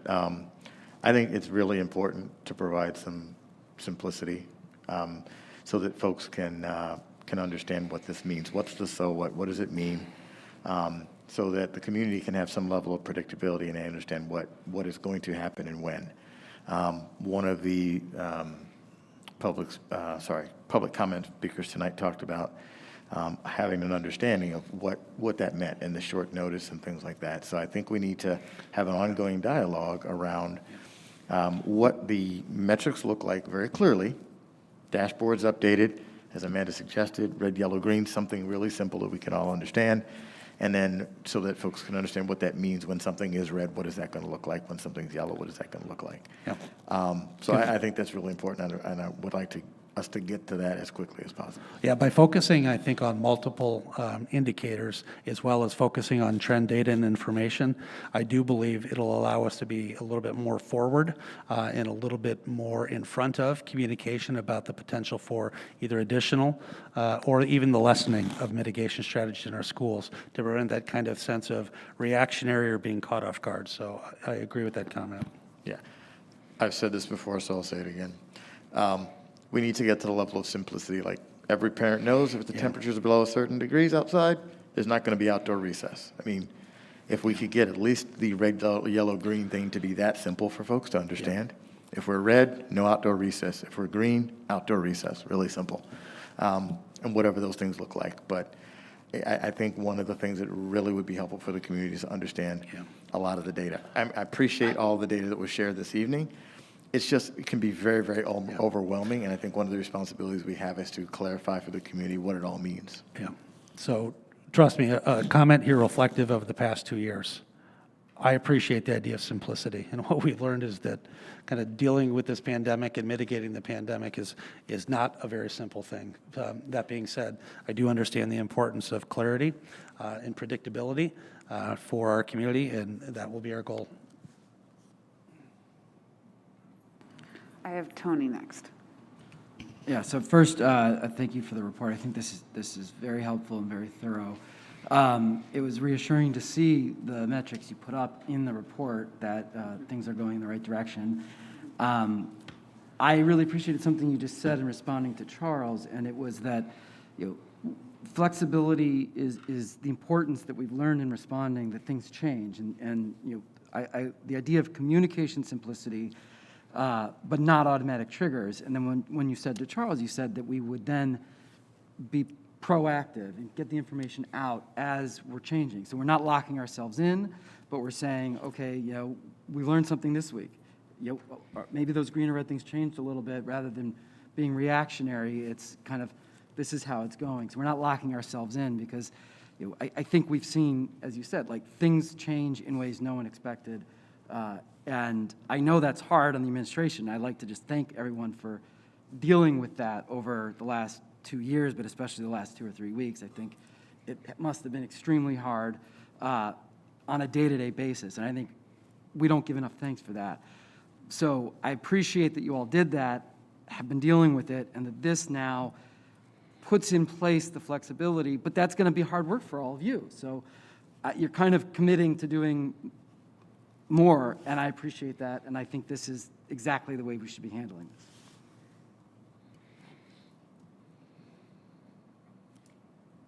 Christine. Just to start, I want to just make sure I have it correct, Dan. When we were talking about the kids ages 5 to 11, fully vaccinated, we still operate on 2 weeks after the second dose is fully vaccinated, correct? That's correct. Okay, so that number there, although it seems low in comparison to the other age groups, we should see that number continue to go up because they're still not like at that 6-month mark. Yes, I would expect that the trend data for vaccinated ages 5 to 11, would accelerate at a rate much higher than our adult population, for example, where it's already been available for a much longer period of time. So yes, it should continue to increase. Okay, and then just to clarify too with the dashboard information, each school will have, there'll be a site-by-site piece within the larger dashboard so that a parent at, Washington can go look and see what's happening at Washington. Yeah, so currently on our dashboard, we identify by school number of cases, and there are some, just in terms of to ensure that we're providing anonymity for both students or staff. If the number is below 5, it just says the number is below 5 without giving a specific number unless it's 0. And so as we look at some of these other indicators, now some of which will be consistent across the district when we look at, vaccination rates, for example, in the community. But yes, that would be the ideal, that you'd be able to see that. So some additional information added to our current dashboard to reflect this approach to looking at a series of indicators as opposed to one specific metric. And then just the last thing I'll say is I like the approach, and I think some of my other colleagues we've all said it in some fashion, the indicators versus a trigger. Indicators feels so much more proactive to me that we can, start to maybe see a trend and we can say before this gets, out of control or whatever term you want to use, before it gets to a certain point, we can maybe start to mitigate that. And I think that might be easier for everybody instead of that reactionary, this happened, now we have to do this. Like, I guess it's a little bit of a crystal ball thing. Like, are we seeing, what can we do before we get to a point that's really going to impact the kids getting the education that we're here to provide for them. So thank you for looking at it in that way.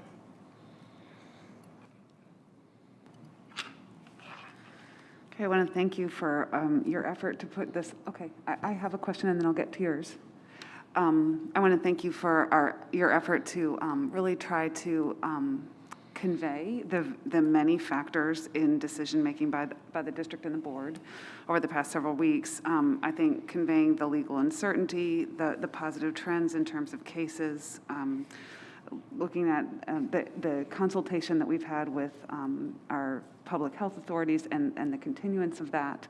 Thank you for doing a good job to convey all of those various aspects. I would affirm my colleagues' sense that the most clear way that we can portray this for parents is helpful, but I would also affirm I think that we should continue to work with our health authorities, and if things change according to their perspective, that we adjust our own ways of conveying those things as well. I want to ask a little bit about before I do that, I also want to just affirm how many different things we've heard from our community, how many different needs, how many different choices, and I know that you are putting enormous work towards supporting that in our school context. And so I want to ask you a little bit about, that last statement that you have in the Forward 203 about leveraging what we've learned to focus on healing and academic and social emotional growth for all in a safe environment. And if you could just expand a little bit on the kinds of work that we're doing in our school communities to address this enormous change and the needs of all the different students. Yeah, so I think over the course of the past 2 years, decisions that have been made at this table or by the administration, the implementation of it ends up being within our schools, by the administration with our buildings, our teachers and our staff really interacting with the kids and the families on an everyday basis. And at various times, it's been at high levels to more moderate levels, but especially over the past, I would say, 6 weeks, maybe since the break, I think a lot of our time, our resources, and our energy has been really sent on managing COVID-19, on managing various mitigation that goes with it. And it has detracted from our focus on our core mission of educating kids. That's not to say to ensure that the safety of in the health of our students and staff is not important or a part of our core mission. It absolutely is. But I think, when we can look at a series of indicators or targets, as opposed to, being concerned about, universal must-dos everywhere, regardless of conditions, it's going to allow us to really focus on working with our kids and responding to their needs. And so we have had reports. Again, I know the decision to go to a mask recommended policy or mask recommended practice is not universally favored, but we have had a good week and a start to this week in terms of what's happening educationally in our classroom. It's not to say it hadn't been happening previously, but I think there's a sense of more of a focus now on the core mission of the work that we do here. And I think as we think about, kind of looking at this plan of Forward 203, over the past 2 years, we've really been kind of standstill in terms of thinking about advancing the work that we do. Not knowing where we would be with the pandemic this year, we started the year with the concept of being bold, with the hope of this year we would be coming out of the pandemic and out of all of the things that are limiting our ability to focus on our core mission. And I was challenging my team and our staff to really think about how we can be bold about what we've learned. But unfortunately, what we've seen, the pandemic is unpredictable. We've needed to continue to respond in ways that no one has been prepared for, or that no one has experienced in a lifetime or in the roles that we're in. So it is that time right now, better understanding that, we can look at a series of data points, we can look at a series of indicators to make decisions and still work to keep our kids safe and support keeping our communities safe. I have Donna and then Tony again. Okay, so one of the indicators that you've mentioned as is testing, and that the percentage of students testing doesn't change, or I don't know exactly how you're measuring testing, because that's not on the dashboard, correct? The testing won't be on the dashboard? I'm not sure yet. Since it's an indicator, we're going to look at how we can report that. Okay. And follow those trends for sure.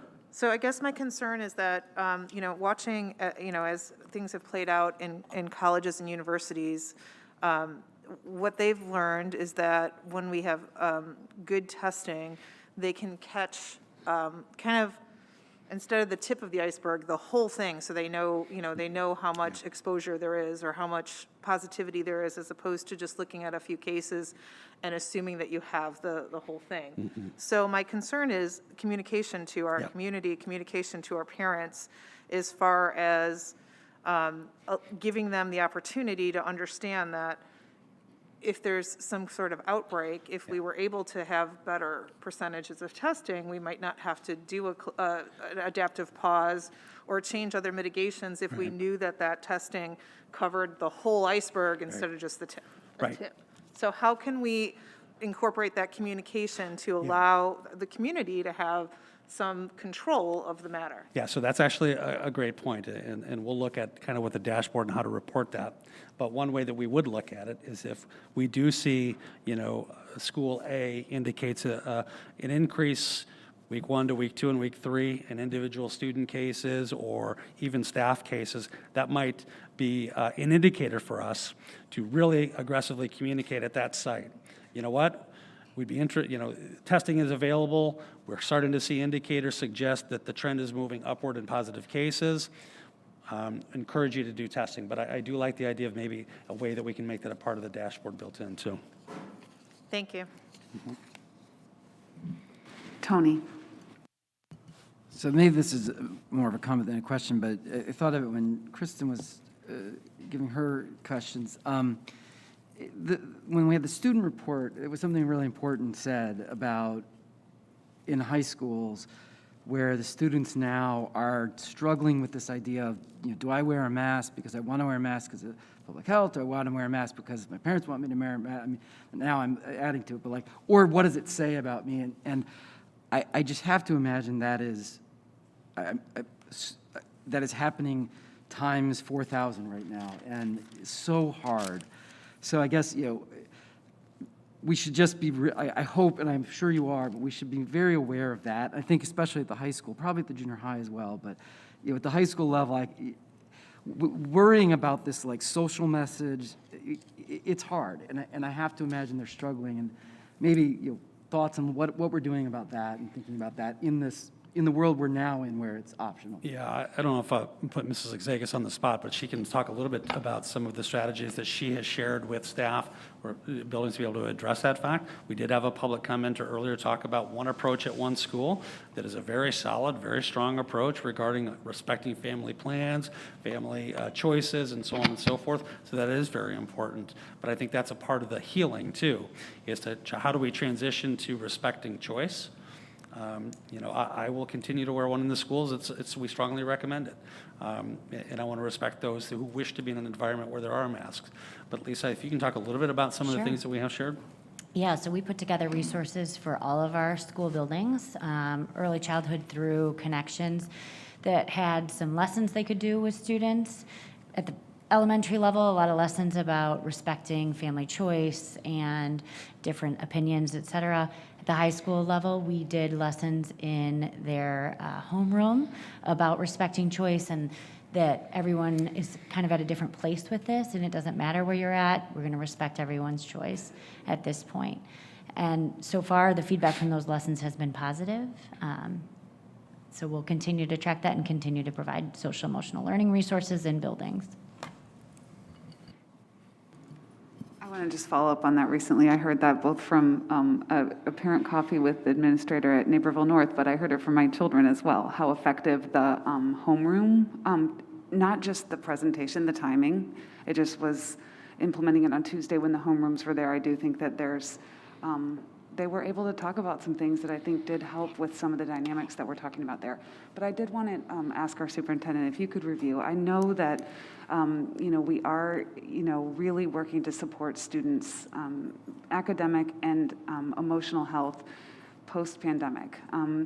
Just masking being one factor, loss being another factor, remote. I mean, there's a whole variety of things that our students have had to cope with that we didn't have to as students, and that other students before them haven't had to cope with. And I know that we as a board and as a district really work to add resources. Could you just remind us of the various things that were that we've really augmented to really try to address that throughout this school year, and what level of success that's having? Again, I'm going to ask Mrs. Zayas to talk a little bit about some of the staffing supports that we added to be able to support the social emotional piece. Yeah, we have a couple layered supports that we put in place prior to this school year, included additional social workers, additional learning behavior specialists, and math specialists. We really wanted to wrap around and have both academic and social emotional supports. Additionally, we have contracted with various mental health agencies in the community to support students when necessary or when their needs maybe exceed the resources we currently have in the school building.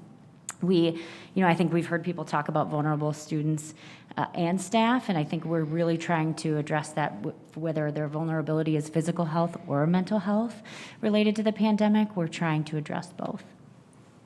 And how are you feeling about the level of support that we have? Is it successful in providing the support that's necessary? I think we're continuing to review that all the time.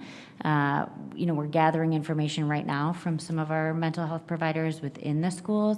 I will say I know that we really have struggled with community-based mental health support.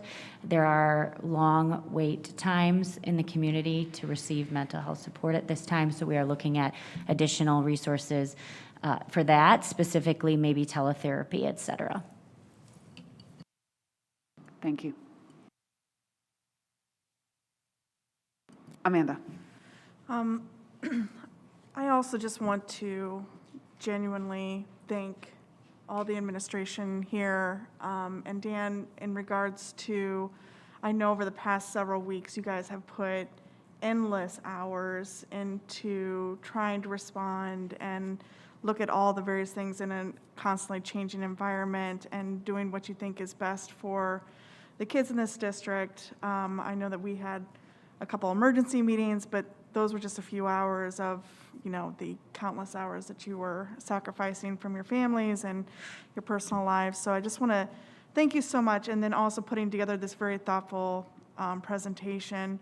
I think that, several of the public comment today was really talking about, moving forward.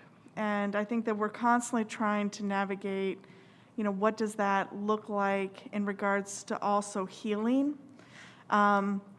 And I think that this presentation is a good step in that, because even though we all knew that mask coming off was inevitable, the sense of feeling of safety and respect, I think on both sides, is kind of like a root of anxiety and depression and division.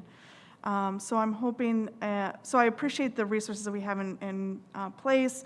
I'm also wondering about, not only this administration that has had to put so much into this and making these difficult decisions and helping us get the best information in front of us, but also the principals, the teachers, the aides, and all those that had to go through a lot of, kind of the front lines of working with students and teachers or parents and stuff, and trying to be on the front lines of healing and just, navigating these uncertain times.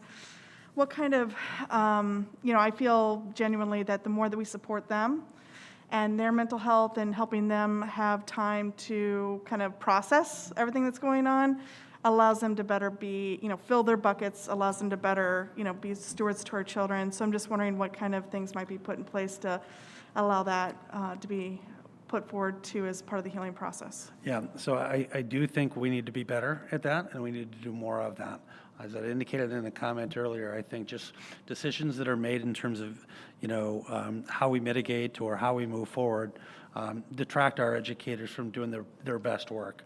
And so we do need to, I think our approach that we're moving forward with and looking at a series of indicators that can be predictable or give some sense of clarity will help ease that. For example, for staff who may have concern about masking, the purchase of thousands of KN95 masks to make available to them who request it. I think things like that will continue to be important, but we need to continue to look for ways to ensure that all of us, most importantly, our educators in the classroom and the staff who support them, are freed up to focus on the core mission of our job.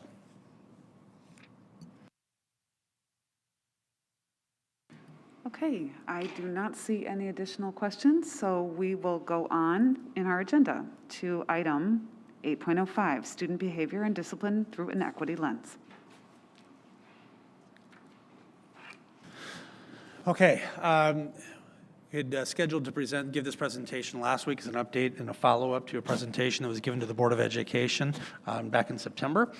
So our team has prepared a report to follow up on some of the questions or requests for additional information that were made at that time. So I'll turn it over to Dr. Holland to begin the presentation. Good evening.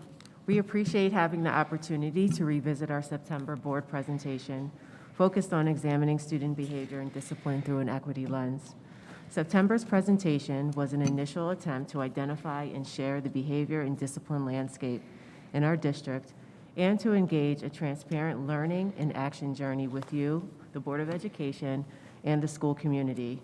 We recognize that the typical approach for presentations is to share concerns and to follow up, providing a range of things we plan to do to address the issue. While solution generation is important and something we have started to do, you're going to hear about the approach we are taking to ensure sustainable and effective systemic changes in order for us to create the experience we want for all students in Naperville 203. Tonight, we plan to review some of the main points and takeaways from our September presentation. The comments and questions that we received from the initial presentation were extremely helpful and solicited a lot of important dialogue and reflection. As we've collected more targeted data, engaged more discussions across stakeholder groups, and as we've continued to think about what we are doing and need to do to move closer to our vision for students, we've learned a lot and plan to share some of our learning with you tonight. We also plan to discuss our thoughts on what it means and will require of us to truly shift our practices towards a more equitable landscape where more students and families have what they need to flourish, and our staff has what they need to support necessary shifts. Finally, we will discuss our learning journey, where we're heading, where we need to be represented in our vision, and the steps we will take to get there. As noted during our presentation in September, it is important for us to be transparent about lens while engaging in this work. Our comprehensive equity plan was designed to help us fulfill our commitments and support focused, quality improvement work in our schools. It identifies strategies to uncover, understand, and eliminate systemic inequities, including discipline predictability and disproportionate suspension rates. Along with providing professional learning to educators, it is important for the district to conduct an analysis of data trends as they relate to behavior in our schools and examine them through an equity lens. Examining the data through an equity lens allows us to identify and further define policies, procedures, and decisions that promote positive, individualized, and equitable practices. Some examples of equitable behavior practices include ensuring unbiased interactions with students, consistent application of behavioral responses, and/or individualized intervention plans based upon unique student needs. We must maintain a focus on prevention and an emphasis on restoring the community and social relationships. We also need to ensure our behavior practices focus on keeping students in school and receiving instruction, as there is a direct link between inclusionary discipline practices and increased academic growth and achievement. Examining behavior through an equity lens allows us to identify targeted supports where needed and track our progress toward equitable discipline practices and outcomes. As a district committed to every single student in our schools, our current behavior and discipline data is not a reflection of the experience we want for students. We have a lot of work to do, but we remain steadfast in our commitment to eliminate discipline predictability by sex, economic status, disability, English language acquisition, and race and ethnicity. We want to ensure that all of our students are connected and have a sense of belonging. Students should know and feel that they are members of the school community and have access and opportunities to engage in and contribute in positive ways.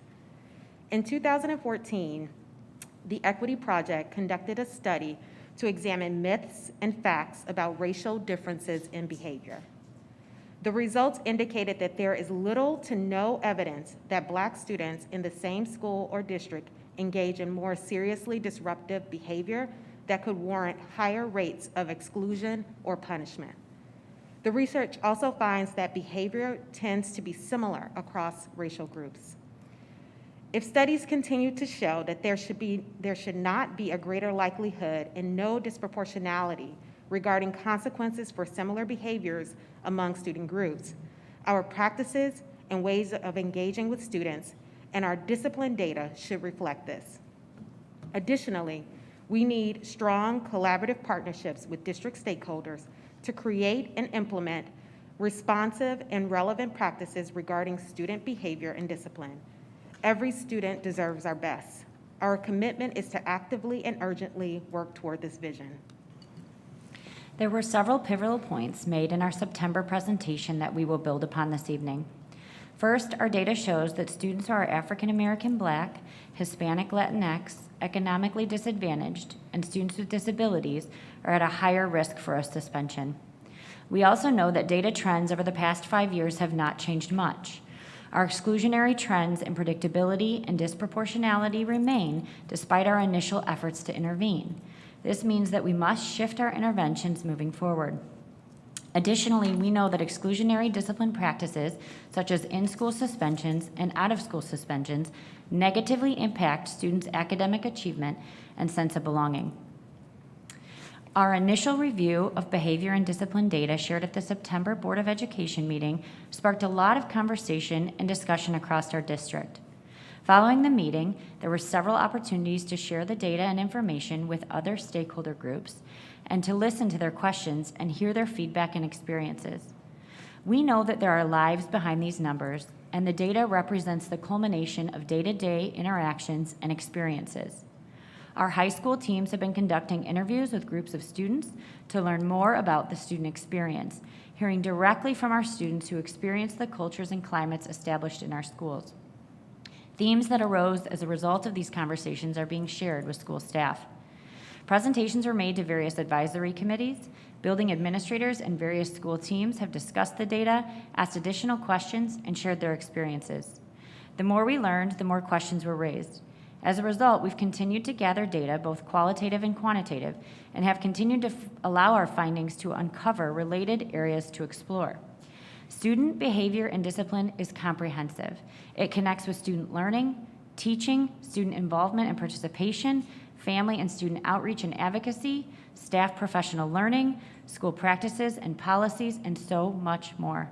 All of these things and others shapes a student's experience, their sense of belonging, and their connectedness. During our presentation in September, several questions were raised regarding details specific to the data presented. On the next several slides, Dr. Knowlton will share additional data that provides a more clear picture of the number of suspensions during the timeframe studied, the reasons for those suspensions by each student group, the likelihood of a student from a particular group receiving a suspension, and the percentage of students who have received more than one suspension. While we know that additional analysis and sharing the data with others had led to continued reflection, we also know we have much more to learn. As we review the exclusionary data from the past few years, it is important to have a shared understanding of terms that we will utilize to discuss and reflect upon our current state. As noted in the September presentation and again today, there is disproportionality in our exclusionary discipline practices. Disproportionality refers to a group's representation in a particular category that exceeds expectations beyond the population size or differs substantially from the remainder of the student population. Predictability refers to the ability to determine the likelihood of an outcome occurring in the future based upon current data trends. Dr. Knowlton will share information regarding both of these components as he now shares the additional data. On this next slide, good evening. On this next slide, I've summarized information that we have about in-school suspensions over the last 5 academic years, 17 through 21. And just to give you a sense of that second column, the first number in the second column is a list of the number of in-school suspensions that occurred in that 5-year span. The second number is the number of unique students involved in that number of suspensions. So for example, among Asian students, we have 140 instances of in-school suspensions that involve 68 unique individuals. The third column is a reflection of it answers the question, what percentage of that particular student population received an in-school suspension in that 5-year span. So in the example of Hispanic Latinx, the 3 would reflect that 3% of the total Hispanic Latinx population receives an in-school suspension. You can see some disproportionality there, particularly with respect to African American Black, and some differences less than 1% for Asian, and so on and so forth. Please keep in mind that students obviously can be in more than one of those groups. The next slide is very similar to the last slide, focusing really on out-of-school suspensions. Again, the first number in the second column, total number of out-of-school suspensions. Second number, total number of unique students. And then the third number is really the percent within the total group. So you could interpret, for example, students with disabilities. There were 301 out-of-school suspensions. That involved 173 students. You can tell that sometimes students have more than one out-of-school suspension. And on the whole, about 2% of the students with disabilities population receive an out-of-school suspension in that 5-year span. On the next slide, I've identified the percentage of students by group that experienced more than one suspension across the 5 years. As an interpretive example, 30% of white students that experience an in-school suspension receive more than one in-school suspension. You'll note that students receiving multiple in-school suspensions range really from 30 to 50%. Additionally, 10 to 30% of students receiving out-of-school suspensions experience more than one out-of-school suspension. English learner students experience very low rates of suspensions of any kind, and therefore I've indicated that with not applicable. The next slide, I've summarized information about why students receive in-school suspensions, starting with the high school, looking at 17 through 21 academic years. The primary reason for all student groups you can see is failure to serve detention, truancy, and tardiness. Additionally, the possession or use of an e-cigarette or vape pen or theft or possession of stolen items are more prevalent reasons for suspension among white students, while theft of possession or possession of stolen items, insubordination, disruptive behavior are more prevalent among students with disabilities and those with economic disadvantage.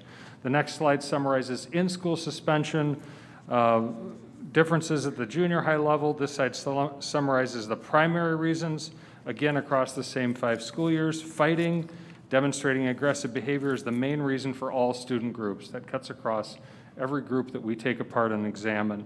Additionally, the possession or use of an e-cigarette or vape pen occurs more frequently among our Hispanic or Latinx students, and threats to others are more common among our white student population. The next slide lists the top reasons for high school students getting out of school suspensions, examining again the same academic years. Fighting, possession or use of drugs or e-cigarettes or vape pens accounts for the majority of out-of-school suspensions at the high school levels. That applies to all student groups. It doesn't matter which group you're in. Those are the top reasons why you'd receive an out-of-school suspension at the high school. And the last slide related to this, top junior high reasons for suspensions, in this case out of school. Fighting, demonstrating aggressive behavior, threats to others, the predominant reasons, again, for all student groups. Additionally, possession, use of an e-cigarette or vape pen occurs more frequently among Hispanic, Latinx, and students of economic disadvantage. All right, bear with me for the next slide. This is discipline data using an index method of proportionality. So what I'm showing here is the disproportionality of suspensions relative to the student group size in the general population. So for example, African American Black students are overrepresented by a factor of 4 to 5 across that 5-year span. Specifically, 20 to 25% of suspensions, in this case in school or out of school, involve African American Black students, which consist of 5% of the overall student population. The English learner population, again, is marked as not applicable, given the low levels of infractions as predominantly EL students are at the elementary level. To summarize, based on the last several slides, understanding our 5-year of academic data back through school year 17, we can draw several conclusions. Keep in mind, students are members of multiple groups, as I said before. The occurrence of multiple suspensions varies by group membership. Likelihood of experiencing a suspension is substantially higher for males, African American Black students, Hispanic Latinx students, and students with disabilities and of economic disadvantage. With respect to the district as a whole, the biggest predictors of suspension in order of statistical importance are sex, economic disadvantage status, the presence or absence of a disability, and race ethnicity. Importance in this context refers to the strength of prediction. So the data in aforementioned summary is frustrating and very challenging. Every student represented in the numbers has a story to tell about their experience in the district. While the data demonstrates what has occurred as a result of various behaviors, we know the following. We need to proactively address the needs and behaviors that students present when they arise and not wait for an incident to occur. We must devote the time and resources necessary to ensure that behaviors are processed with students and that there is student, parent, and staff follow-up to eliminate the likelihood of the escalation of behaviors or an additional consequence due to new behaviors developing. You will also notice that some of the consequences for behaviors are problematic in addressing the behaviors. For example, failure to serve detention, truancy, and tardiness should not result in more time missed from a class. Instead, we need to partner with students and staff to identify what is getting in the way of students attending their class and attending on time. While working to address the concerns, a more appropriate approach could be to identify ways for students to recapture missed instructional and learning time, not by being separated in in-school suspension. Fighting aggressive behaviors are all the manifestations of other circumstances and conditions that we have to continue to dissect with our students. Impulse control, managing peer conflicts, connections are all examples of some of the things underlying these behaviors. We also have to better understand the prevalence of possession, use of e-cigarettes and vaping, drugs, as well. In short, we need to rethink our approaches to addressing these behaviors. Assigning a consequence that furthers the connection between students and important supports only magnifies the issues. How we frame or understand challenges informs the manner in which we work to address them. The work of Ronald Heifetz examines distinctions between technical and adaptive challenges. To fix a technical problem or challenge, current and familiar ways of doing things and current know-how is applied. Usually, there is a reliance on a hyper-focus on quick fixes. Technical challenges rarely require an examination of a system or more complex operation of systems working together that keeps the challenges in motion. An equitable approach to addressing student discipline requires systemic changes. Adaptive challenges are issues that are not easily addressed by bringing in an expert or by relying on the organization or our district in its current state. Adaptive challenges get addressed by changing priorities, beliefs, habits, and loyalties. They require us to go beyond our known expertise to discover new ways of thinking and being. They also require us to shed and part ways with practices and structures that assist with the maintenance of old ways of doing things. Our behavior and discipline landscape is not a technical challenge, it's an adaptive one. It will require us to think differently about the ways we engage students and families. It will require us to examine the entire student experience from early childhood through 12th grade. In an adaptive model, our students and families become pivotal partners.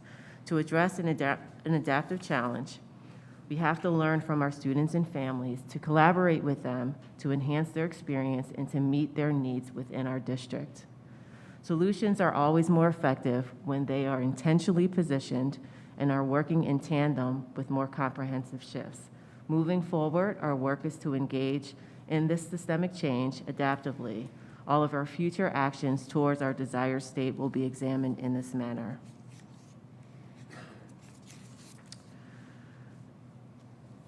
In education, change does not occur in a linear manner. In order for change to occur, all aspects of a system must move forward. This is why we have to look at our challenges across our entire system and not just from a discipline lens. As we move towards our vision, it will be important to remember that systemic change takes time and great intention. Although suspensions are relatively infrequent in Naperville 203, we want to work toward reducing the overall number of suspensions and eliminate the predictability and disproportionality, again, regarding sex, economic status, disability, and/or race and ethnicity that is currently evident.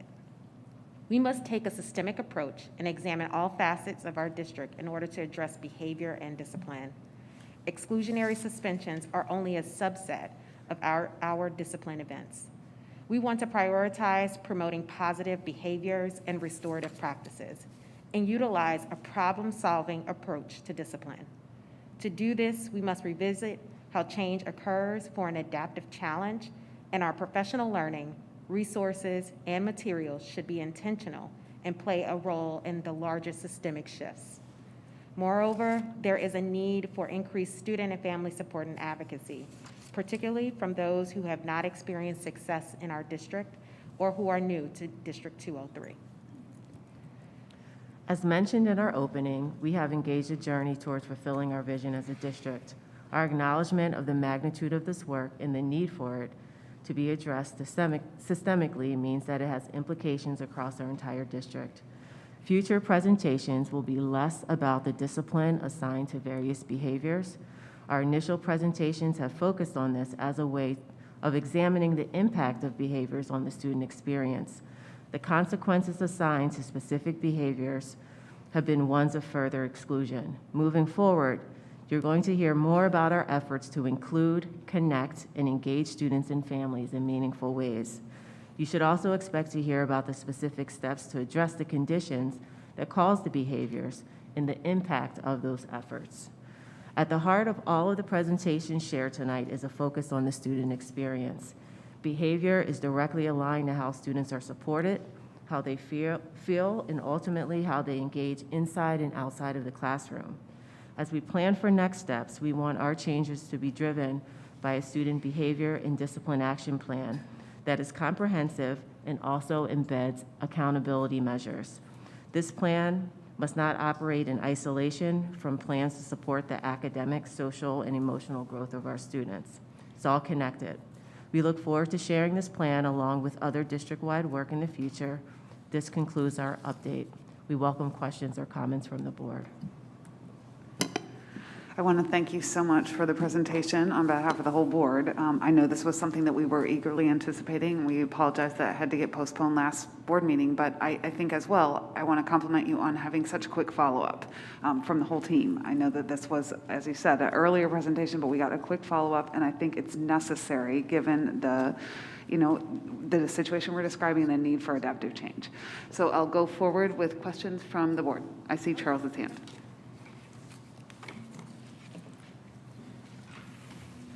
So first of all, thank you for the follow-up.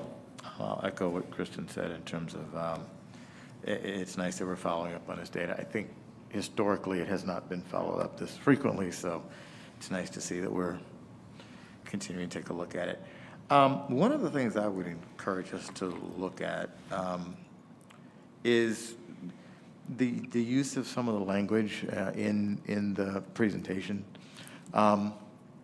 I always come away with having to kind of really dig in to understand what it is. And we say it in such nice ways, like the term discipline predictability. Sounds so nice. It's just such a friendly sounding word, but it's really a problem.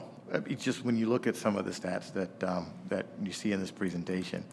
I would just encourage us to, if the house is on fire, say the house is on fire a little bit more, if we can, because there are some things in here that would indicate to me that there's some challenges. And you get at that as you look into it. I just would like us to be a little bit more direct in our communication around it. Because in order to fix this, we're going to have to use community resources, et cetera, and there are plenty of plans in place. But if folks don't understand the emergency that's there, it's going to be harder for them to be supportive of the resources that we're spending behind that. But if everyone understands how big of a problem it is, then we can rally more support around that. And I think it's really important that language matters in that. So I would encourage us to be much more direct and much more simple in our in the way we phrase the challenges we're seeing. I did have a question about the discipline data by index. Just to clarify a little bit from my understanding, it's slide 16, and where we talk about the suspensions by ethnicity and the numbers there. The way that's calculated is that, roughly speaking, you take the percentage of suspensions that a particular group represents, and then you divide that by the percentage of the population. So is the African-American number 4 or 5? You have 4 to 5. Is it closer to 5 or is it closer to 4? It vacillates across the 5 years. Some years it's closer to 20%, some years it's closer to 25. Divide that by 5, right? Because that's the approximate base of the population, so it's variable. It shifts between 20% to 25%. Okay, so that's thus the 4 to 5, because that's a slice across 4 different. So it's trying to be representative of a 4-year period, and that kind of, okay, that's helpful. The other thing was, and this is my last question, point. Earlier on in the presentation, it says that one of the things that we've done since the last report out was examples, or there were themes that were shared with the buildings. Could you provide some examples of some of the themes that were shared with the buildings from the data? Do you mean some of the themes the building shared? Yeah, earlier on, when it said since September, that part of the presentation, one of the actions that was taken that was... Lisa, I think that was a part of your Yeah, I just want to clarify that part that I referenced was themes that were shared out after the student interviews. Is that what you're referencing, or themes Yes. from the data? Yes. So I think Dr. Holland could speak to the themes from the buildings that were shared with staff. So this is connected to a larger project that's taking place. But some of the themes that students shared was the desire to be better understood. Sometimes their behaviors and their actions are misinterpreted. They are, a lot of the feedback was just around the value of student relationships with staff, the need to feel seen in classrooms, the halls and walls of buildings, and sometimes feeling isolated based on not seeing themselves in what they're taught, as well as in the curriculum and in various facets of some of the activities and things that happen across the building. When you say not seeing themselves in what they're taught, can you elaborate on that? Yes. Part of the identity development when students are learning is to learn more about themselves through their education. Hearing multiple perspectives, learning about multiple perspectives, learning different aspects of, for example, if you teaching history, hearing the same historical event from multiple perspectives. Students need to wrestle with the material that they're learning about, not necessarily be taught one way, but to be presented with multiple perspectives. That's how they better understand who they are, their place in the world, and that's an ongoing journey. But outside of specific months or events, sometimes students do not learn about their own histories, even though it's a part of a collective and shared history, or they're not reading about experiences maybe that mirror their own experiences. So there's just a part of a learning process, and students are looking for more opportunities to learn more about themselves in the classroom.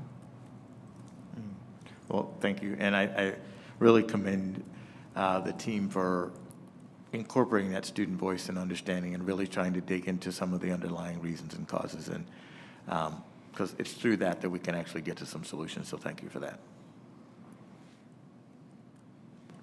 Okay, I see Joe, and then Amanda, and then Donna. Yeah, thank you for this report. It provided a lot of great follow-up information. I have a question, but I want to understand a couple of some of the data a little bit better first. So when we're looking at students have multiple suspensions, that could be over several years, right? Junior high through high school, or is that all in 1 year? For this analysis, we looked at 1 year. So did a student receive multiple suspensions within a single year, but across years? So do you have a sense of kind of student trends starting in junior high and going through high school? How is that reflected in the data? Well, there's less, not really. I mean, there's I think a lower number of students that receive multiple suspensions in school or out than I think sometimes people expect. Generally, what I've noticed is that the out-of-school suspensions, there's not a lot of, many students receive an out-of-school suspension, they don't receive another out-of-school suspension. It happens less because it's probably a more stringent, punishing response. We see lower, generally, less kids getting less suspensions, and then that changes as they go into high school. So the junior high numbers, this is aggregate data, but with junior high and high school reported, correct? Right, that's and the junior high numbers are significantly less than the high school numbers? A little bit, yeah. A little bit, okay. So I guess the question that I have is, I'm really glad to hear you're doing kind of these group discussions with students at the high school level. Are you doing this at the junior high level as well to understand their experiences and trying to kind of extract themes that are coming from the various buildings and what can be done even earlier for these students to help support them? We haven't yet started those conversations at the junior high school level, but that's something that we absolutely will be considering as part of our overall strategy. Yeah, and if I can add on to that, we're not only going to do those interviews by affinity groups, but also do them individually with students. What has your experience been like, particularly students who have experienced exclusionary discipline? Amanda.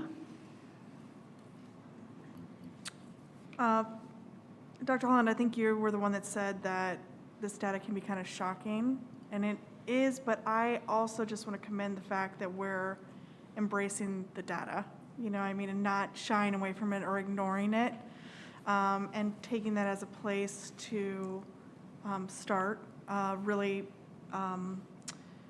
making changes to systems, which I am just really thrilled to hear about your plan to move to adaptive state and really focusing on changing a culture and addressing the systems that are creating that. So I'm all for it. I really appreciate all your guys' look into this and the thoughtfulness around that. I do have some questions and suggestions too, because one of the things that I think is also would be important is to have a universal board training too. I mean, we're here making decisions, and if we're not trained on what does diversity, equity, and inclusion mean, then it limits us. We can't just assume that we know, right? So I think that might be something that would be helpful. I also was wondering about two things. One, is there any lens, or is it even significant enough to look at the lens of the LGBTQ population in regards to discipline or their experience of feeling excluded or seen or acting out for in-school, out-of-school suspensions? So locally, we have been engaging, as Lisa mentioned, different targeted demographic groups within our high school as part of those conversations that we're having, either through the focus groups, the student interviews, or those individuals. And so our GSA clubs, for example, have been involved in those conversations and that learning. But as far as it being a data point, we do not yet have enough, we don't have any specific data around which students identify as LGBTQ+ to include them as a targeted group to look at regarding the data specifically. That may change in the future, I'm not sure, but right now we don't have that information. Great, thank you, because I just know that they're a very high-risk group in regards to targeting for bullying. They have higher rates of suicide, runaway, all that kind of stuff, and so I just really want to make sure that we're being very thoughtful about all different groups. It also, another question came up is, I know that you have these segmented groups, but how many students, or maybe you don't even have this data, like fall into multiple tiers, like might be African-American and, have a disability or IEP or something, or, I'm just wondering if there's like any crossover there, or is that able to be indicated? I mean, there's crossover. If you think everybody's in a race ethnicity, right? And so then there's overlap and underlap with any of those other groups. And you can imagine, like, you could ask me, for example, the question, Patrick, how many white students are economically disadvantaged or also EL as well as have a disability? And so we have all those statuses for students. You can imagine, I mean, it's a lot. If you think of a Venn diagram, there's quite a bit of overlap. Okay. So if you had a particular student group that you really wanted to drill down into, for example, white female economic disadvantage, I mean, we can answer the question, how many of those students are there in this district? Yeah, I'm not sure what question I have around that. I just was wondering if that data was available, if it's something that we should look at. But, and then my last question, and then I'll yield, is adaptive change, systemic change, as you mentioned, that takes time. So what, as a board, should we be looking at that's realistic in regards to demonstrating that these changes are moving us in the right direction, right? So I'm sure there's some low-hanging fruit of things that we could look at quickly, and then also things we want to look at longer term. So if those things could be spelled out in the future, that would be really helpful. Thank you. Can I just go back to answer your question Yeah, that you asked please. a second ago? That last slide where I summarized, like, what are the most important predictors with respect to the groups that we look at?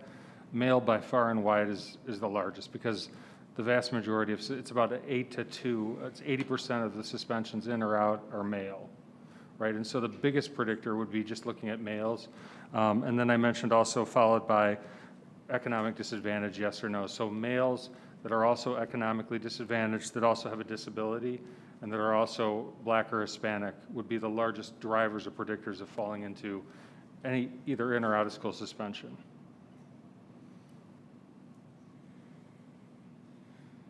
Donna. All right, well, first let me say, anytime we have a Venn diagram reference in a report, it's just an outstanding report, so thank you for that. But no, all kidding aside, this is such important work that stems from our diversity, equity, and inclusion work. So I want to personally say thank you, Dr. Holland.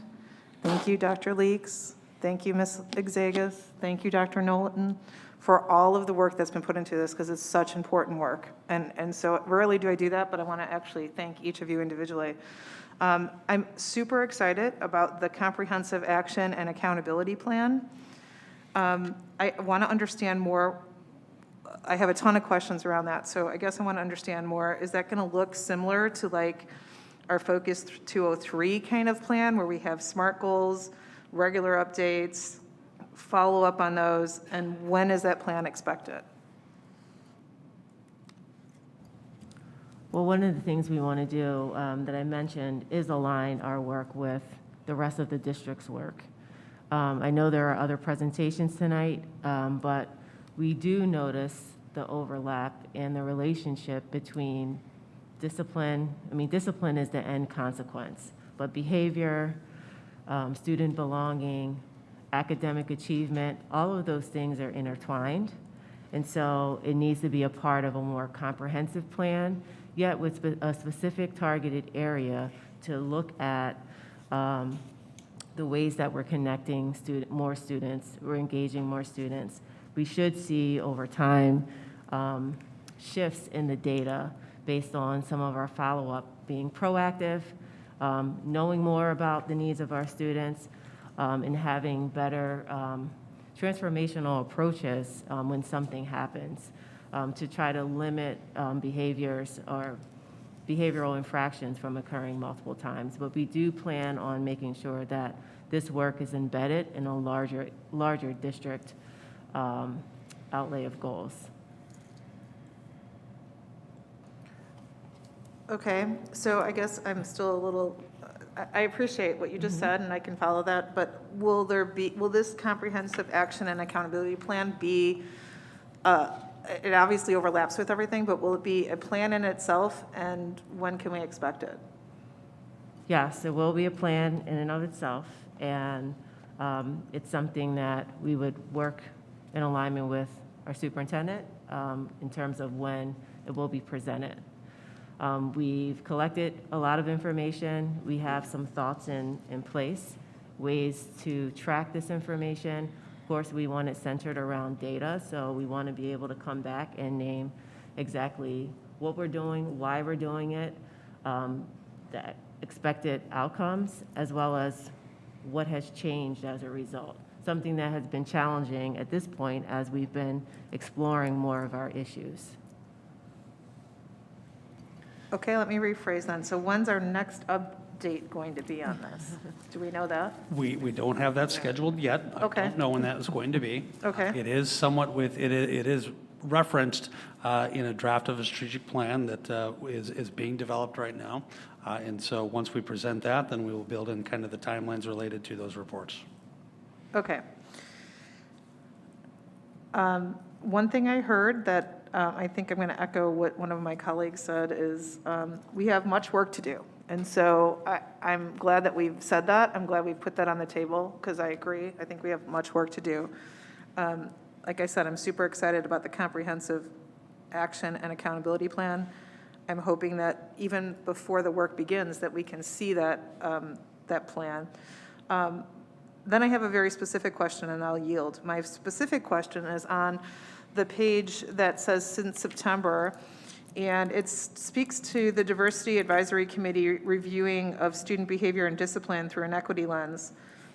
The Student Behavior and Discipline Committee is meeting in I don't know, March sometime. Is that data that's coming from the Diversity Advisory Committee going to be introduced at the student behavior and discipline that's coming up, or is it much further out than that? We certainly could provide that information to the Student Discipline Committee if needed.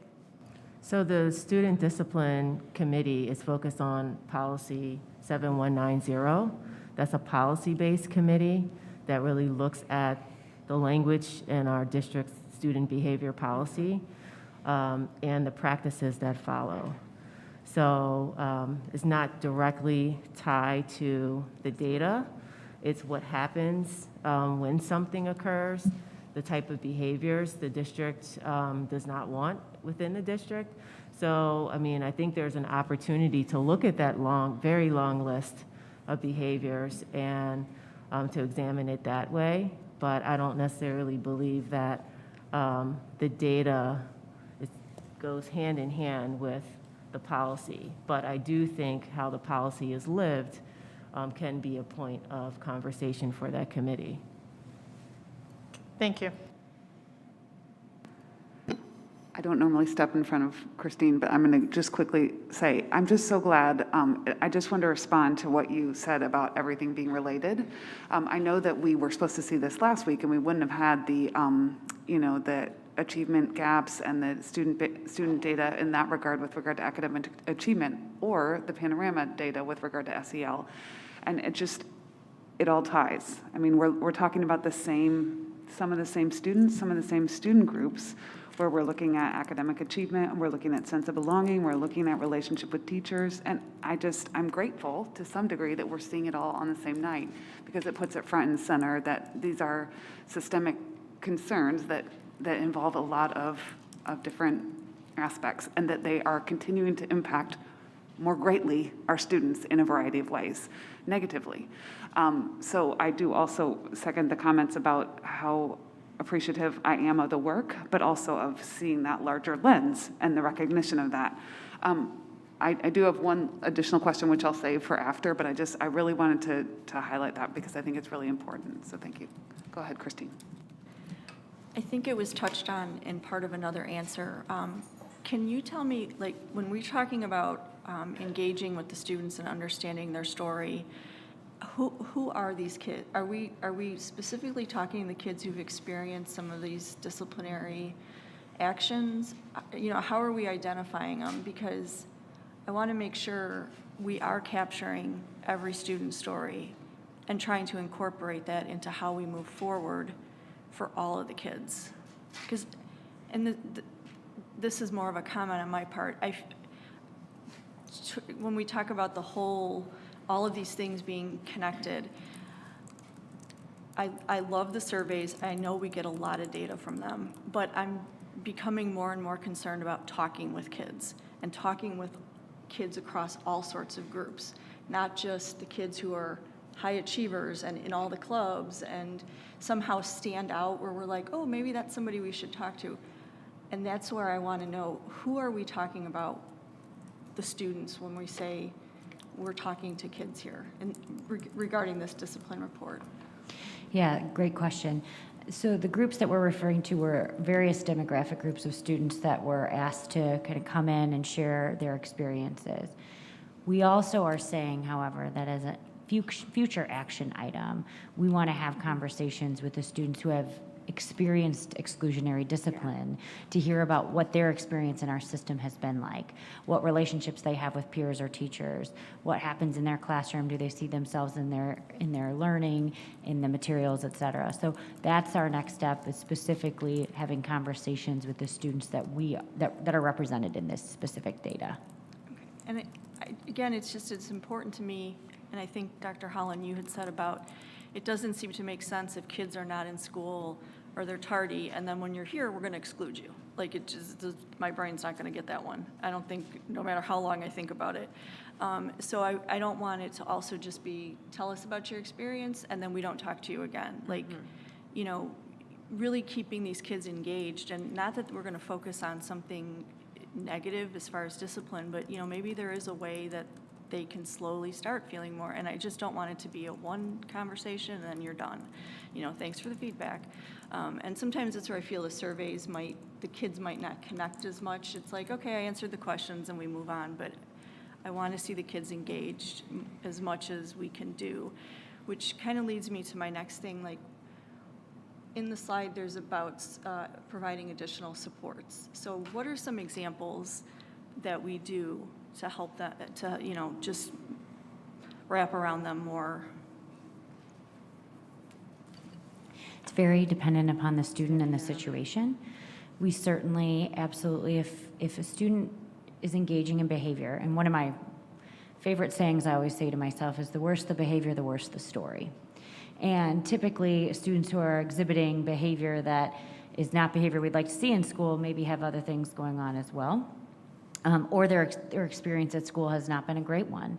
And so I think some of those tiered supports we currently do are more wraparound supports, connecting students with resources, particularly if there's a mental health concern that is leading to some of those behaviors. We try to connect them with outside mental health providers, in-school mental health providers. We may provide check-in, check-out, where they have a trusted adult they're meeting with at the beginning of every day and at the end of every day. We may have additional layered supports with adults throughout the day. It could be anything from, break schedules all the way to more intensive supports like regular social work services, et cetera. And thanks for that, to know that we're looking at each student and saying, what can we do for that person, as opposed to just checking boxes. So thank you. Charles. So to piggyback on a comment from earlier, when the question was asked, when's the next report, and we're not sure, I just like to put it out there. I would like us to do this at least twice a year. I mean, because prior to this, we did it, Kristen, help me out here, like once, maybe a year. I think okay. we had one, and then Yeah, this one. so I will just put out there, I would love to see the frequency of this go up, because the other thing I will note from the last presentation back in September, and correct me if I'm wrong, but the data hasn't really changed much since 2017. Like the stats, the disproportionalities, those things haven't really changed in the last going on 5 years, right? So I do think that it's important for us to be disciplined in our disciplined in our frequency with which we're looking at this. Now that we've gotten more data around this, we should really dive in, because it sounds like the things that are being done have the potential to yield some good results. And so I think it's important that we revisit it frequently to understand the progress that's being made. So I'd personally like to see that more frequently. I think that's really a good idea. I would also say, I know that there is some effort to look at this year as a little bit of an anomaly, given that I think this is a year where we're experiencing a lot more discipline than normal. At the same time, even though we're experiencing more discipline, I would hope that we would still make progress in terms of the disparity of the discipline. I wholly support the idea of going forward in the future reports with less of a backwards look and more of a proactive look, like towards preventive and towards adaptive change and towards updating the board on those actions. I do have one thing that just continues to stand out to me, which is every student has a tardy, everyone. And I continue to look at that one particular fact. I mean, not every student skips detention, but every student is tardy, and sometimes multiple times. And I know we've talked a lot about, the systems and who benefits as well as who doesn't benefit. And I do want us to try to look at, to the extent that that is has been identified as a precursor for in-school suspensions, I think we do have to look at who gets tardies. And I know that, I don't know how much, you can't determine who didn't get it, but even if we were to look at the representation of tardies, that is something that I feel like is a more common experience for all students. I mean, it's just something that might be revealing to us, potentially, as, an area to start. That's it. Any other questions? Okay, I know we have lots to do tonight, so we will go on to the next. So we will go on to item 8.06, student data report. So as you indicated in comments earlier, separate report, but there's a lot of overlap and interrelationship among the information presented in both reports. So this evening, the team's going to report an update on academic and social emotional well-being of our students and the overall achievement of students while identifying areas for continued focus. So I'll turn it over to our team for the report. Thank you for allowing us to report on the next important topic. Tonight, we will share an update regarding student academic performance, social-emotional skill acquisition, and social-emotional student perceptions. In order to meet the district mission, it is critically important to focus on the development of the whole child. There is a significant relationship between students' sense of belonging, their social-emotional skills, and their academic achievement. Multi-tiered systems of support, or MTSS, social-emotional learning, and equity have been and continue to be the foundation for all district-wide professional learning and are the essential components to establishing inclusive school communities and school improvement. MTSS, equity, and SEL can sometimes be seen as parallel streams of work rather than an integrated approach for systemic improvement. We want to leverage the connections of all three to maximize student learning. MTSS provides support for every student. All students are guaranteed access and attainment of essential learning standards in the core curriculum and high-quality instruction based on best practices for student learning. SEL is a powerful lever for advancing educational equity by creating caring, just, inclusive, and healthy communities that support all individuals in reaching their fullest academic potential. Tonight, as we review the performance and perception data, we will share some celebrations for our overall achievement and identify some areas of significant concern for continued focus. On this first slide, this is your cocktail party summary of the main points of this presentation for the academic piece. Our achievement and growth, keep in mind as you look at all the information I provide on some of the charts, are well above average, both with respect to achievement and growth compared to a national sample, and they're particularly stellar with respect to what we've seen nationally in response to this pandemic. So keep that in mind. Our literacy and numeracy growth are progressing back towards pre-pandemic levels. You'll see some of that in the slides. The participation of students in this, remember how we talked about 84%, 72%.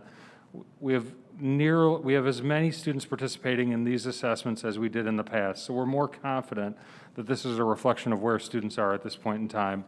And then you'll also see some slides that reflect achievement and growth differences between groups, not only achievement differences, but also growth differences as well. On the next slide, just as a quick reminder, this is focusing really on NWEA MAP growth assessment results. This is the product, this is our third year of deployment of this product. This is the product that replaced Scantron Performance Series. It's normed nationally. It assesses ELA or reading and mathematics. We administer it to students in kindergarten through 8th grade in the fall, winter, and spring. It's highly aligned to the Illinois Learning Standards. It measures both achievement and growth as we progress through school year and across school years. That allows us to take a look at how our students are doing at various levels relative to not just themselves, how are they doing relative to peers in their grade level, at their school, and at the district level. The next slide is my traditional summary slide of the median reading percentile. That is the middle student. That's the 50th percentile student's level of performance. You'll see a lot of those numbers are in the 70s and some are even in the 80s. That means that half the population performs above that level. That's remarkable in this district. And you'll see winter 20 was just before pandemic began, and we transitioned to winter 21, which was that later administration, the spring last year, which was kind of our low point. Remember, we were doing it at the end of the year with a lot of other assessments, screen fatigue, and then we transitioned to fall and winter 22. I broke down our reading across grade levels so you can see the trends. The next slide is a breakdown by race ethnicity. Same format. You can see obviously you can see achievement gap differences that we've noted in the past with respect to Asian performance, white performance, Hispanic, Latinx, and African American. You can also see varying degrees of progress as we transition from this last fall to this winter. Next slide is median by the student groups that we've talked about in the past, students with disabilities, students of economic disadvantage, and English learner. Again, that's the median, that's the typical student. So just to give this like a grounding in reality, for economic disadvantage, our typical economic disadvantage, student of economic disadvantage, functions like a typical U.S. student. Right? That's not usual. That's remarkable, actually. So you wouldn't necessarily expect students in that category in general, and I might be making a broad brush assumption, are typical students that report economic disadvantage function like a typical student in this country. The next slide is math percentile rank by grade. Similar format. We see from kindergarten through 8th, varying degrees of recovery. Again, that's the median percentile rank pre-pandemic to current functioning. The next slide is by race, ethnicity. You can see achievement differences. You can also see differences in change relative to median percentile rank across time. And then the last math slide in the same format summarizes our recovery or stability by student group, special education, economic disadvantage, and English learner. The last couple slides, we've looked at the quintiles before. Remember, quintiles are dividing a normal distribution, 20, 40, 60, 80. You can see how heavily we are weighted towards having students in the 80th to 99th and 60th to 79th percentile ranks. You'll see a gradual shift back to nearly pre-pandemic levels. That's the percentage, those numbers you can barely read in the dark lettering. That's the percentage of students that fall into those quintiles. Just as an interpretive example, if I can read that, the winter of 22 in reading, 42% of our students fell at the 80th or higher percentile rank. That makes sense. And then the next one is our math achievement. And you can see a gradual recovering shift. We're seeing more and more students, as we have in the past, in the upper quintiles. My quick summary slide on the next page. We have district level gains, like I said, in both achievement and growth with identified groups of specific concern and difference.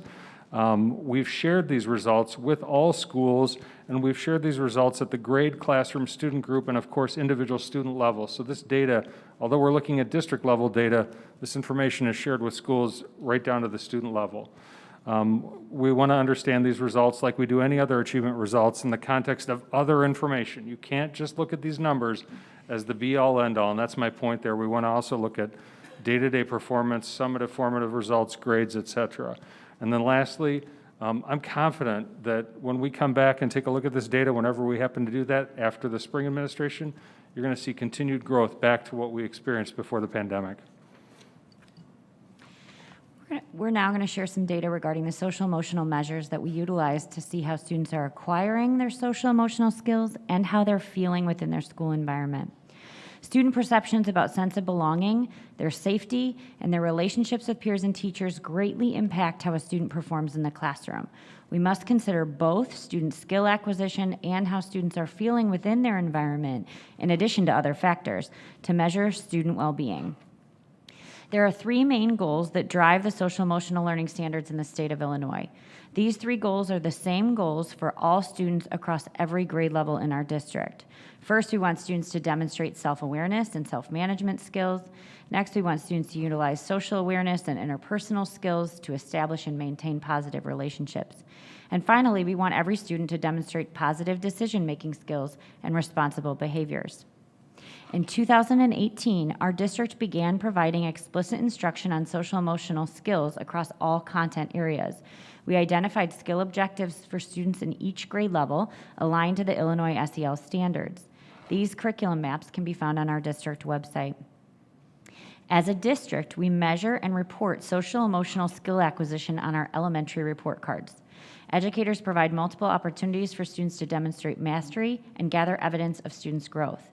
Students' performance on their social emotional growth is reported on a strengths-based scale. Students are rated beginning, approaching, or secure in their SEL skills. When we review the data for SEL skill acquisition, there are some critical factors to consider. First, our goal was to review how students performed on the SEL reporting standards across 3 years. Since the only data available for this school year is from trimester 1, we intentionally focused on reviewing the trimester 1 data across the past 3 years.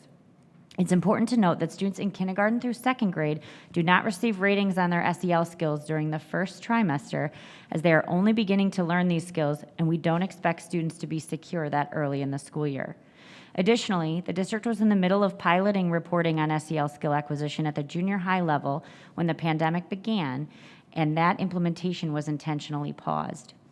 Unfortunately, this means that for the SEL skill acquisition data, we will only be reviewing our 3rd, 4th, and 5th grade data from trimester 1 in 2019, 2020, and 2021. During future presentations, we will have more data to share. This graph represents the data from our 3rd grade students in trimesters 1 of 2019, 2020, and 2021. You can see that on each skill reported, students performed better this fall than in 2019.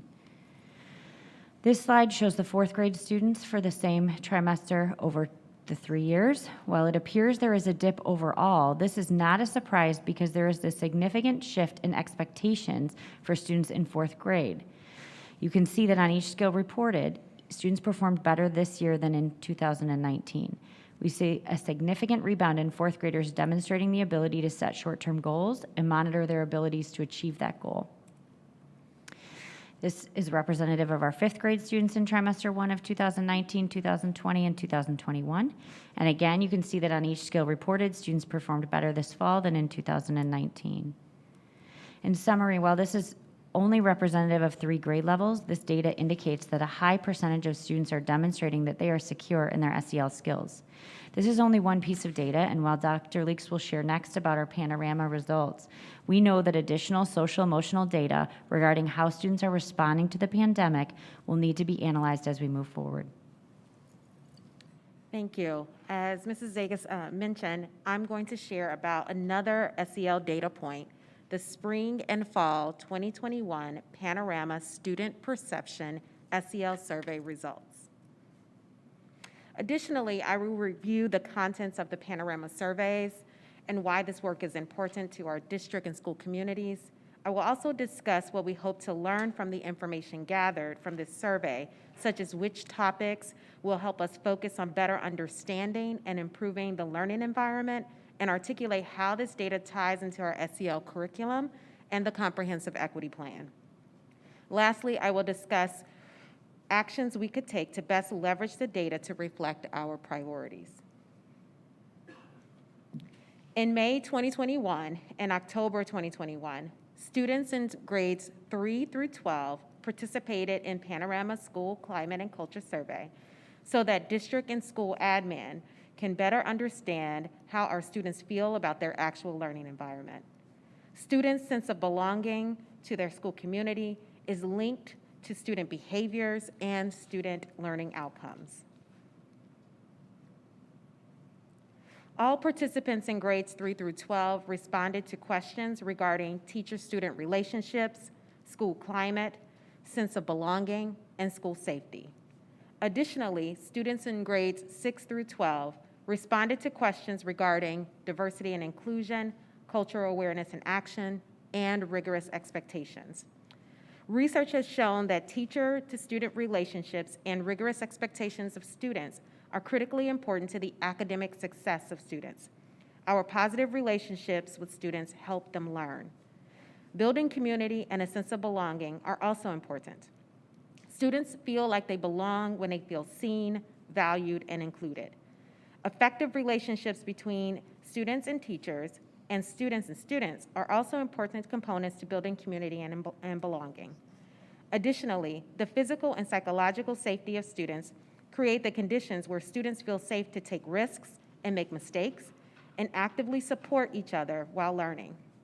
As educators, we must cultivate a classroom environment that encourages positive student-to-student interactions across all demographic and identity groups for the benefit of all.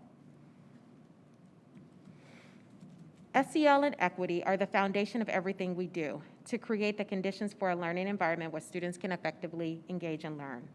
The district's first 2 SEL strands, positive climate and culture, and skill acquisition, and the equity pillars, systemic transformation of culture, and equity-centered schools and classroom practices, are aligned with each of the Panorama topics measured on the Student Perception Survey.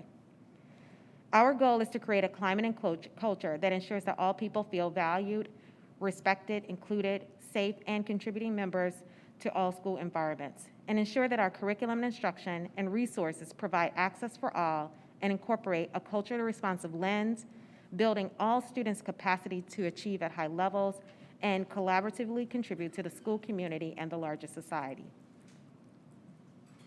In spring 2021, 79% of our total student population in grades 3 through 12 took the Panorama SEL survey.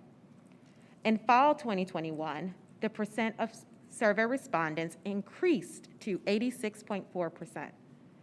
Both sets of survey respondents were proportionate to district student demographics.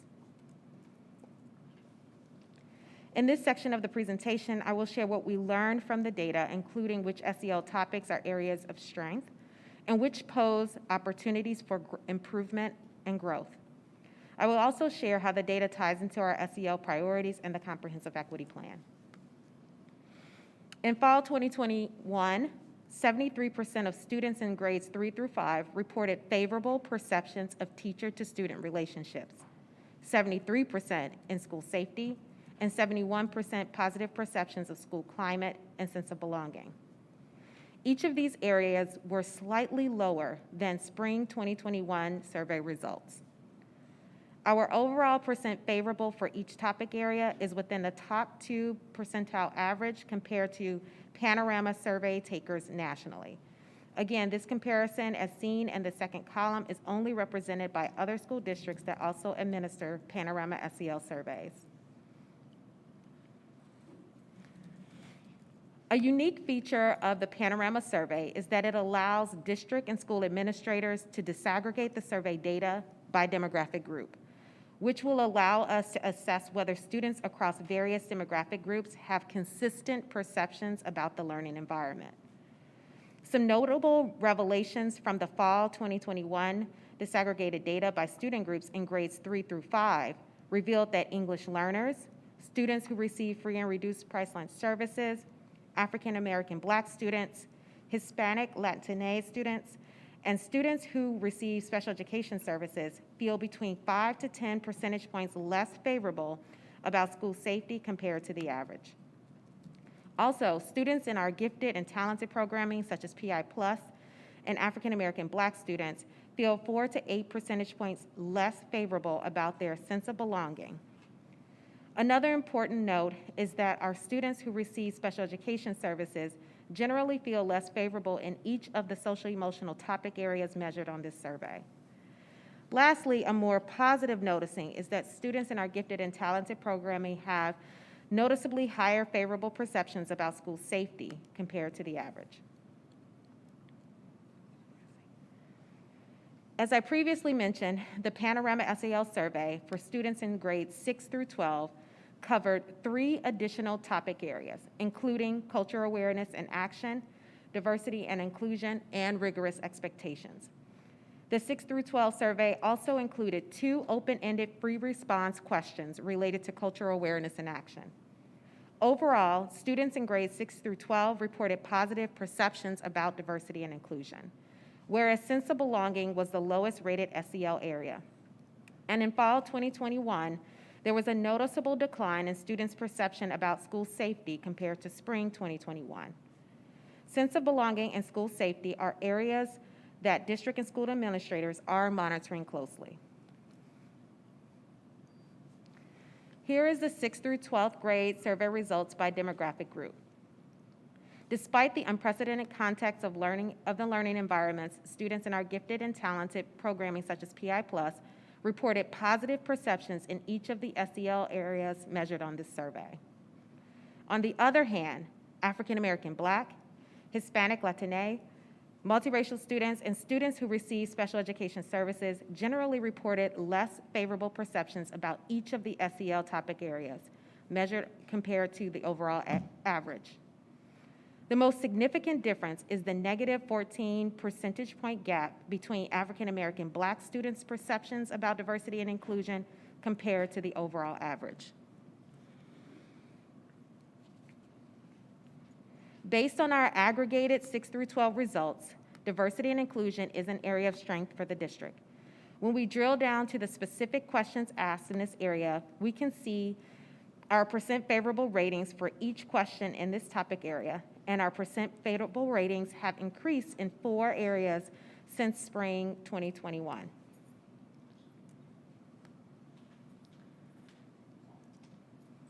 Although the data shows that diversity and inclusion is an area of strength, based on the aggregate ratings of all students in grades 6 through 12, I want to remind the board and the community that African American Black students feel less favorable about diversity and inclusion in our schools compared to any other racial ethnic student group. Although the data shows, oh, sorry, I read that one already. All right, as previously mentioned, sense of belonging is a priority area of concern at the secondary level. Only 48% of 6th through 12th grade students indicated that they feel connected to adults at their school. As previously mentioned, we know that teacher-student relationships and sense of belonging can have a positive effect on student growth and achievement.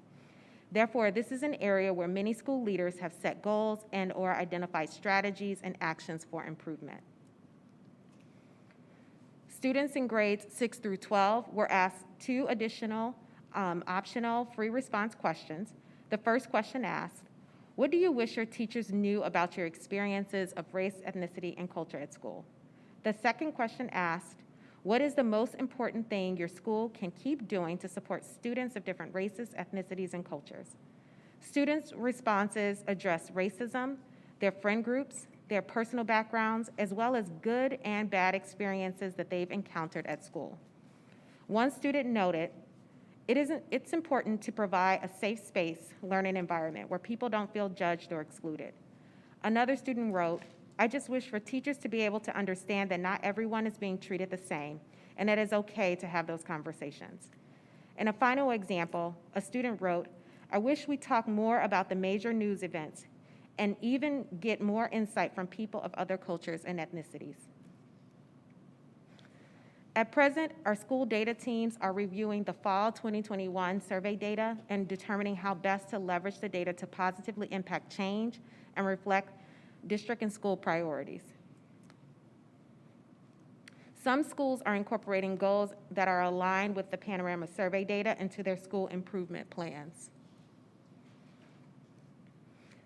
There are different pathways to positively impact change, so we must consider which levers may be most effective within our community. Some potential next steps include prioritize topics and plan supports at the district level, support schools to set goals and priorities at the school level, and invest in codifying what works well at a set of schools or across all schools.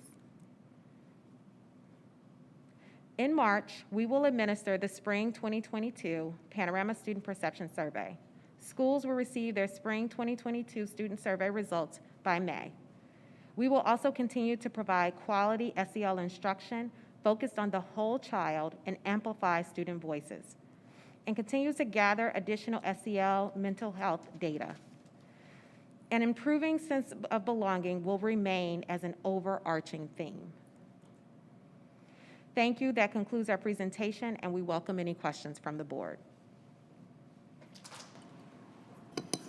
Thank you so much. That was such a comprehensive presentation. It's especially exciting to see our panorama data, which though we knew we had been administered 2 times, this is our first time to see it. And so it's really meaningful just to look at those 2 data points and see this new look at how our students are feeling. All right, questions from the board. Oops. Amanda. Yes, thank you so much for this great presentation. There's so much to unpack here in regards to everything from SEL and the academic performance and the panorama really showing about how students feel within the schools. And as Kristen echoed earlier, it is good to have this combined with the student discipline data, which I kind of feel is kind of like one of those symptoms of what we just kind of digested here. And I think, I apologize, I'm kind of like processing, it's also very late. But I was struck by the last presentation where I think one of the stats was that, you know, African Americans make up 5% of our population, but 25%, so basically 1 in 4 African American students are going to more than likely experience an in-school suspension or out-of-school suspension going through their time in Naperville. And then, pointing out, about how there's a negative 14% of African American students that feel that diversity and inclusion is not, they don't feel like it's relevant for them in the junior high and high school levels. I feel like there's definitely correlations there that I'm drawing. But because, I guess my one question that I'm going to go through all this rambling, I apologize again, is that I'm wondering if you had said that the gifted students felt, they scored higher in their feeling of belonging across the board in the Panorama survey. And because we saw school discipline as one of the symptoms of, disproportionality, I'm wondering if we could also look at data around students that have access and are engaged and are gifted and programs to see if there's also disproportionality there of being able to have access and engagement in those types of programs as well. You kind of see on both spectrums of like a positive thing and also a negative thing, because we want to make sure that they're having access to all those great opportunities too and not being excluded because of bias.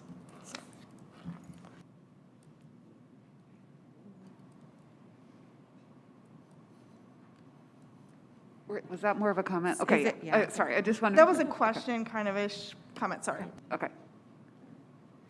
So is your question about whether or not we're going to look more into representation and disproportionality within our gifted and talented programming? Thank you for deciphering that. That's impressive. Thank you, yes. Mhm. So yeah, that's something that we have been looking into, that we will continue to look into more deeply. Okay, Donna. Okay, I had two questions. So the data for sense of belonging is concerning, and I hear that on our next steps there, it says that we're going to monitor that through implementation of homeroom and other initiatives. So the homeroom is a high school, and this is a 612 measurement. So I guess I want to understand what the other initiatives are in our next steps. I can share some of that. So I think one of the things that's important to also remember is the pandemic is actually considered an adverse childhood experience, or an ACE. And because ACEs include natural disasters, the pandemic is one. ACEs impact brain development, and they're actually a mark of trauma. And so when we think about that, everyone in this room has experienced this pandemic and now has an ACE or more if you already had some, and all of the students within our system now have at least one ACE. The impact of an adverse childhood experience, and the reason they're called childhood experience, is because it's much more significant when your brain is still developing. And so a lot of the things that we're also going to be looking at, I guess what I would say is it's not surprising, some of the data about sense of belonging, given the impact of trauma that our students are experiencing. And so we are doing a lot of work in terms of trauma response and just trauma-informed classroom practices. And we have collaborated with several local experts in that, and several of our junior high teams have received coaching in that, particularly for groups of students who also have been disproportionately impacted by the pandemic, which includes many of the student groups that Rakita mentioned in her report for Panorama as well. I would also like to add that some of our schools are working to make sure that all of our students feel like that they have a trusted adult in the building, which of course connects also to sense of belonging and connectedness to the school community. Some of them have even started some targeted like mentorship programs with certain subsets of student groups in their respective buildings. Also, just the larger work around creating more inclusive school communities through, of course, looking at our curriculum and instruction, ensuring that students see themselves reflected in the curriculum and have opportunities to learn about others. It's also another strategy in ensuring that students feel that sense of belonging in community because they see themselves in the community wholly. One more thing I'll add to that is a strategy that we talk a lot about with our staff, which is called 2 by 10, which means that in order to build a positive relationship with a student, you should spend 2 minutes with them talking about non-educational things for 10 consecutive days. If you don't hit 10 consecutive days, you start over. So that's one thing that we're doing to build those positive teacher-student relationships. Wonderful, thank you. And that leads me right to my next question in regard to our staffing for next year. I know that that's coming, I don't know when, March, April, whenever we do staffing, but my concern is that as we progress towards, pre-pandemic academics levels across curricular areas, that we're still not there with this connection with teachers. And so I'm hoping that we continue to, I know we've added additional staff, to support our students. I'm hoping as we move towards staffing that we continue to implement that at least for another year, and really consider the relationships that are built with some of our staff that, as we look at staffing, because I think that's super important. So it's just a look forward, because I know that's coming. I know students have registered, so, but staffing is a concern of mine. Thank you.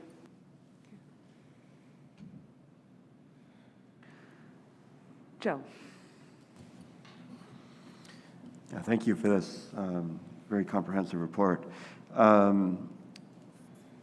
So I guess I'll go off the panorama survey first. I was wondering, you're talking to groups of high school students. We talked about that with the discipline report. Are you trying to unpack some of the panorama results in those groups as well? Absolutely. And that's going to trickle down to the junior high when you start those discussions? Yeah, eventually, when we start those discussions at the junior high school level. But right now, we're actively doing that at the high school level. Great. I had a question about the SEL assessments. The describing socially acceptable behaviors had a fall off from 2020, and I noticed that you were referring 2021 to the 2019 numbers where they showed improvement. How are those SELs? How are all the SEL skills assessed? But particularly that first one in the various fall terms. 2019 we were on ground, 2020 was online, and 2021 we're back on ground. I'm just wondering, is 2019 to 2021 kind of that better apples to apples comparison, since the students are all in school?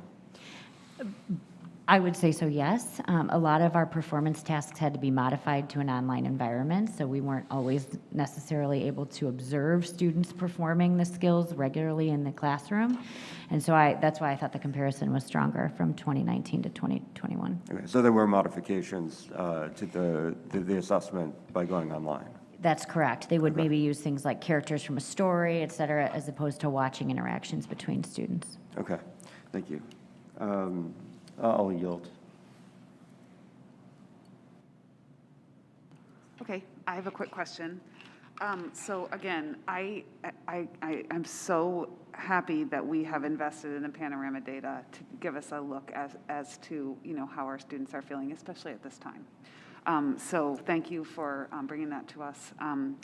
I am really concerned about the sense of belonging, even related to national averages. So I heard what you said in terms of the trauma, agree, but at the same time, we're lower than other schools in that area as well. And looking at our breakout of those individual questions, they're concerning, right? And I know you guys, I know you guys already think that. In looking at our data on that as to who said what, I would love for us to. It is interesting seeing that big green area for students who are gifted, and they are plus 20 on teacher-student relationship, which is such a success. That's so wonderful that we have that's working there. But I would love to see us how we could use those strategies with our other students. I'm also really concerned by the fact that they're telling us that that we have rigorous expectations, but other students aren't. And that is really a disparity that is concerning. As well, just again, the sense of belonging, that it appears to be not just the teacher relationships, but their relationships with one another, which gets at all of the things we've been talking about earlier in the day.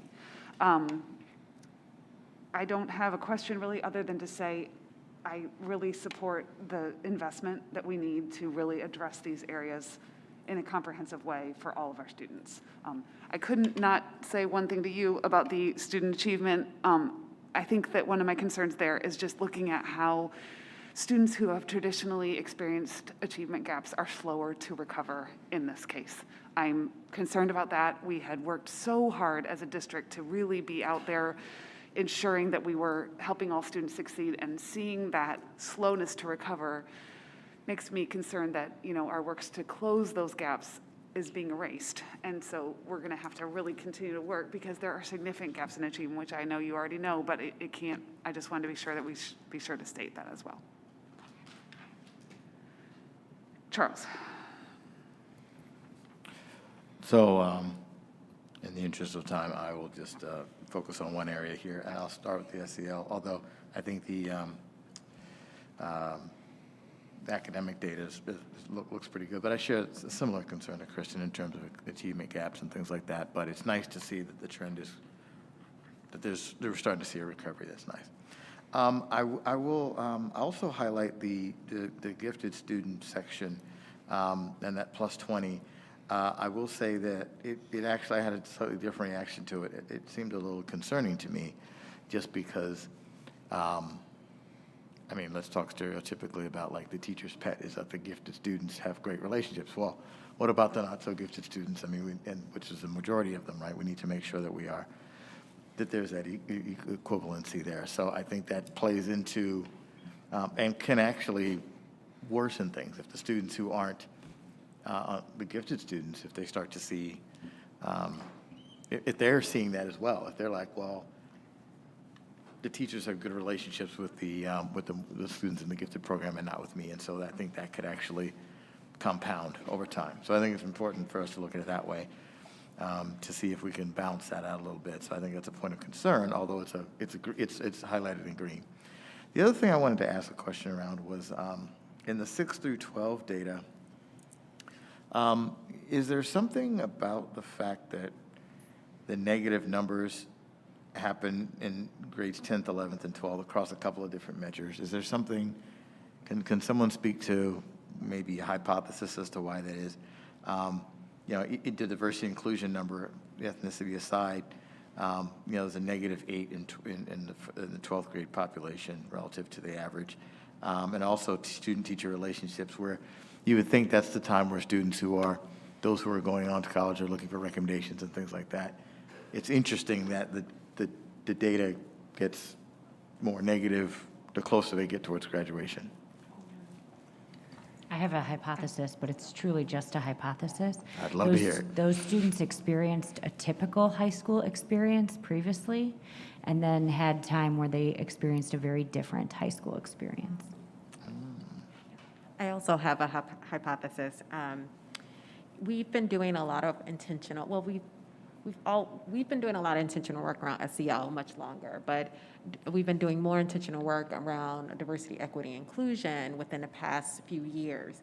So the students who are freshmen, sophomores, and even to some extent our juniors, have probably had more positive experiences with the intentionality that we've put in place with the supports, our efforts to be much more inclusive of all, demographic groups, to make sure everyone feels seen and welcome. So that might be reflected in that, whereas our seniors they've been around a lot longer before we had many of those things in place. But that's purely a hypothesis. Okay. Any other thoughts? This side of the room, maybe. I think I'm thinking about it a lot. I'm just thinking about maturation and students sometimes not having the voice or not having the language to express some of their experiences. For many students, that happens as they get older and really have a different lens on looking back or thinking about their experiences. So I'm wondering if that's a part of it as well. Students really thinking more about their experience and what they want for themselves, and using this survey as a way to communicate that. Thank you.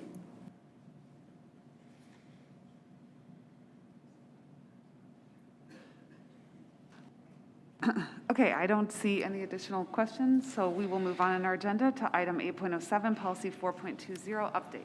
Okay, the final report this evening for the superintendent of school reports is in relation to policy 420.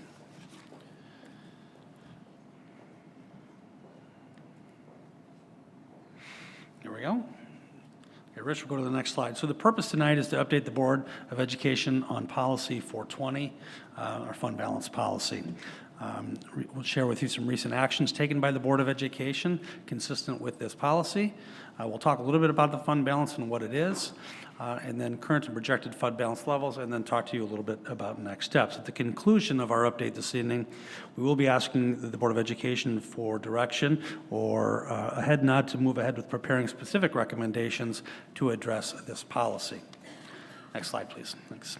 Policy 420 was last updated in April of 2020, where the Board of Education set a range of 10 to 20% of annual aggregated expenditures as a fund balance policy as measured by the year-end date, including the deferment of early taxes. And within the policy, it indicates that if we fall below range, administration will provide a recommendation to the board on how to replenish the balance, and if above range, recommend plan uses and timing regarding how to get in compliance with the policy. And the policy specifically states that if the fund balance policy exceeds the range, the administration shall present recommendations to the board for its consideration that include planned uses of the funds, timing, and other pertinent information. Priority will be given to non-recurring expenses as well as the consideration of taxpayer relief. Our purpose tonight is to inform the board that our current and projected fund balances exceed the policy range and to seek confirmation from the board that administration shall prepare a recommendation to bring the fund balance in line with policy. Over the past several years, the Board of Education has authorized a number of actions in consideration of taxpayer relief.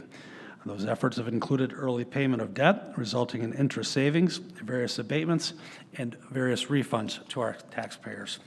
Mike will now talk to the board, or inform the board a little bit about fund balance purpose, as well as our current fund balances and projected balances. Thank you. Building and maintaining an adequate fund balance is prudent fiscal policy. As listed on this slide, a fund balance provides a number of benefits for any governmental body. A healthy and stable financial picture helps keep the school district focused on its main purpose, the education of our students. District 203 is one of a very small number of school districts in the state of Illinois rated AAA by national rating agencies, and we will continue to work to maintain that recognition.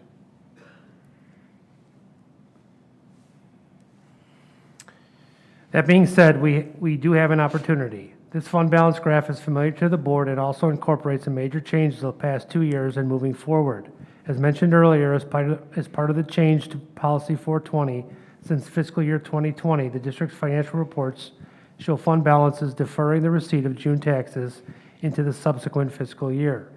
The red line shows actual and projected fund balances for the years ending 2017 through the projected year 2027. As highlighted for the year ended 2020, those amounts are now restated without June taxes. Since we last reported the financial projections at the November 15th, 2021 Board of Education meeting, fund balance values for FY21 are now updated with the completion of our FY21 audit. Below the red line are each of the district's funds with 11 colored bars representing that fund's portion of the overall total on a year-by-year basis, also spanning the 11 years from fiscal year 17 through fiscal year 27. To help with the discussion regarding how those amounts relate to our fund balance policy, our fund balance range per policy 420 will now visually represent the 10 and 20% levels as stated in the policy. The first line you see here represents what the fund balance would be at 10% of expenditures. And the next line represents the 20% of expenditures. So between those two blue lines is where our current fund balance policy lies with that particular range, with the red line showing where our current fund balance has been and where it's projected to be based on the most recent financial projections. The gap between what you see there between the red line and the top of the blue line defines the opportunity.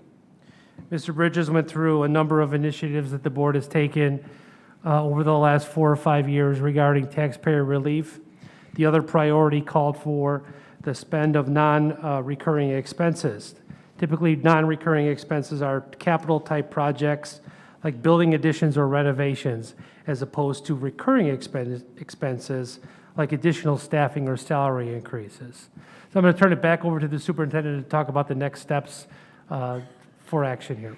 So once again, as I stated earlier, the purpose tonight was really just to advise the board that our current and projected fund balances exceed the policy range that was set by the Board of Education, and to seek confirmation from the board that you would like the administration to prepare a recommendation to bring the fund balance in line with the policy. We would begin to develop that in the coming days to present it to the future Board of Education meeting for your consideration. So no action on how that's spent tonight. We welcome either questions for clarification from Mike or myself, or thoughts from the Board of Education to guide us in preparing a recommendation.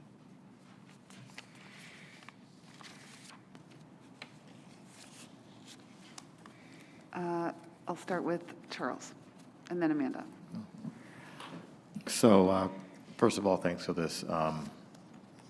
Love the charts because it really helps to visualize, what we're targeting and how much room we actually have in there. So it's very helpful for that. So thank you for putting that together. The one question I have, or actually not really a question, it's more of a comment. We talked about the policy and how we talked about how if above range, recommend plan timing, make recommendations for usage. So I appreciate that. I would just like to reiterate my continued support for the idea of prioritizing taxpayer relief as part of that. So as you're pulling together recommendations, would love to continue to see different ways we could provide levels of taxpayer relief. As we have in the past, would love to continue to look at those as you guys are pulling those together. Thank you. That's it. I'm sorry, I do need a little help looking at this chart. So the difference between FY 2019 to FY 20, there's a $100,000 dip, it looks like.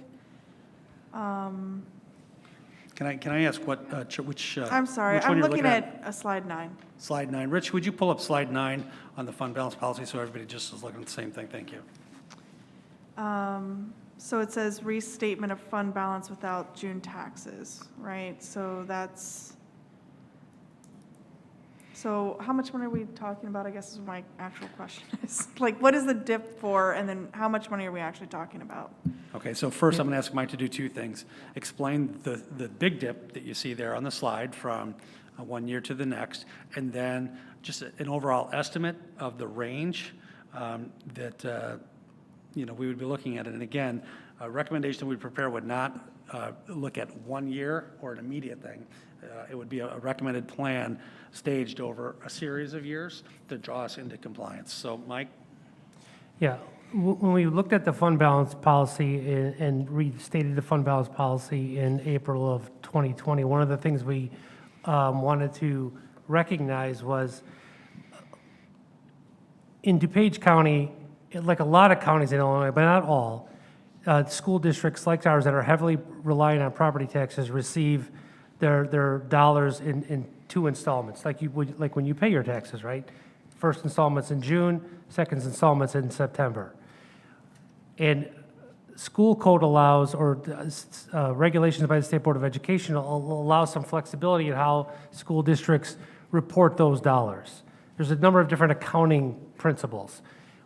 We used to count the June disbursement, which is the first installment, for the following year as part of the fund balance on June 30th of the year end.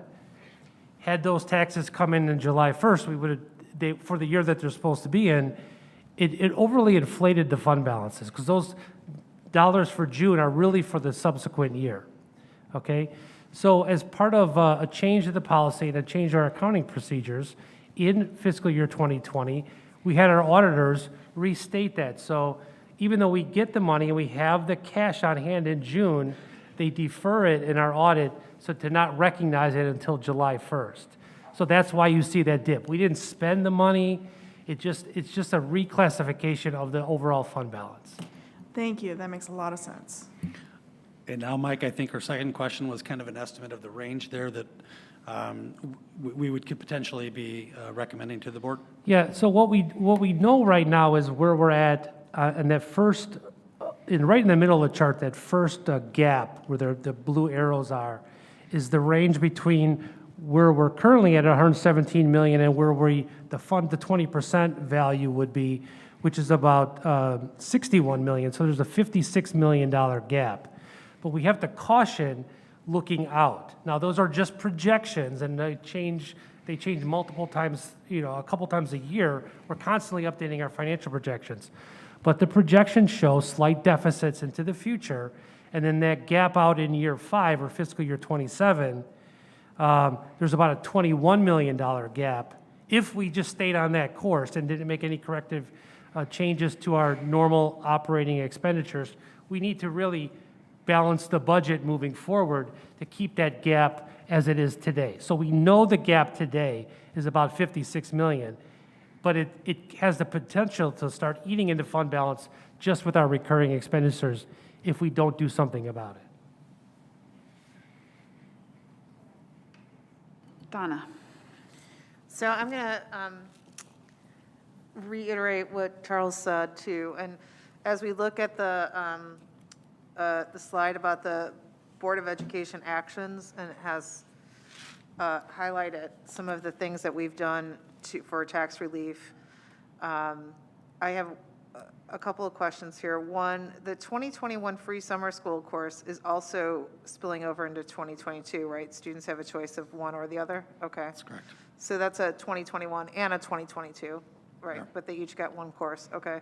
And then as we're moving into the next item, the next agenda item, talking about fees, I am wondering if, how, when, why we've considered what we did last year with refunding the 1.1 million general fee refund. Yeah, so it is something that we can look at and can consider. We initially had not wanted to plan to bring that forward as a recommendation, just kind of looking at, projections, financial projections moving forward. That being said, I'm hearing from another board member that can be something that we can look at as a consideration. This evening, the action we're going to ask for on the fees is just to set what those fees would be. There's no collection of the fees just yet, so that is something that we can continue to review.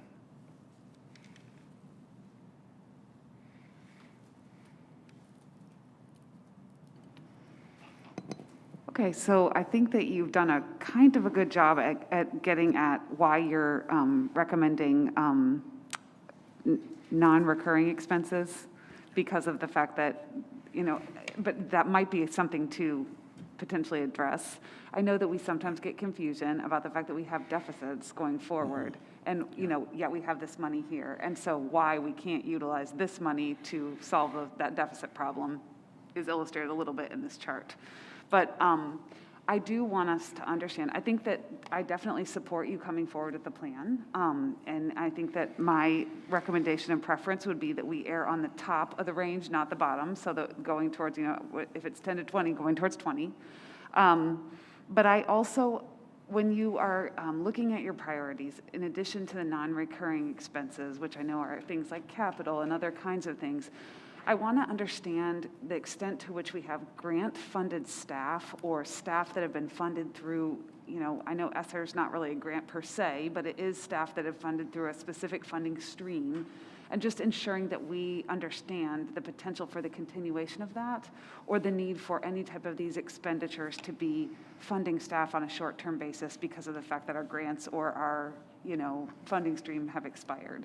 And so I want to be sure that as a part of our overall look at what our needs are and what our priorities are for spending this money, that we also look at areas where we may need to, supplement what we have received through grant funding, or whether that's state or federal, that we may want to continue. Okay.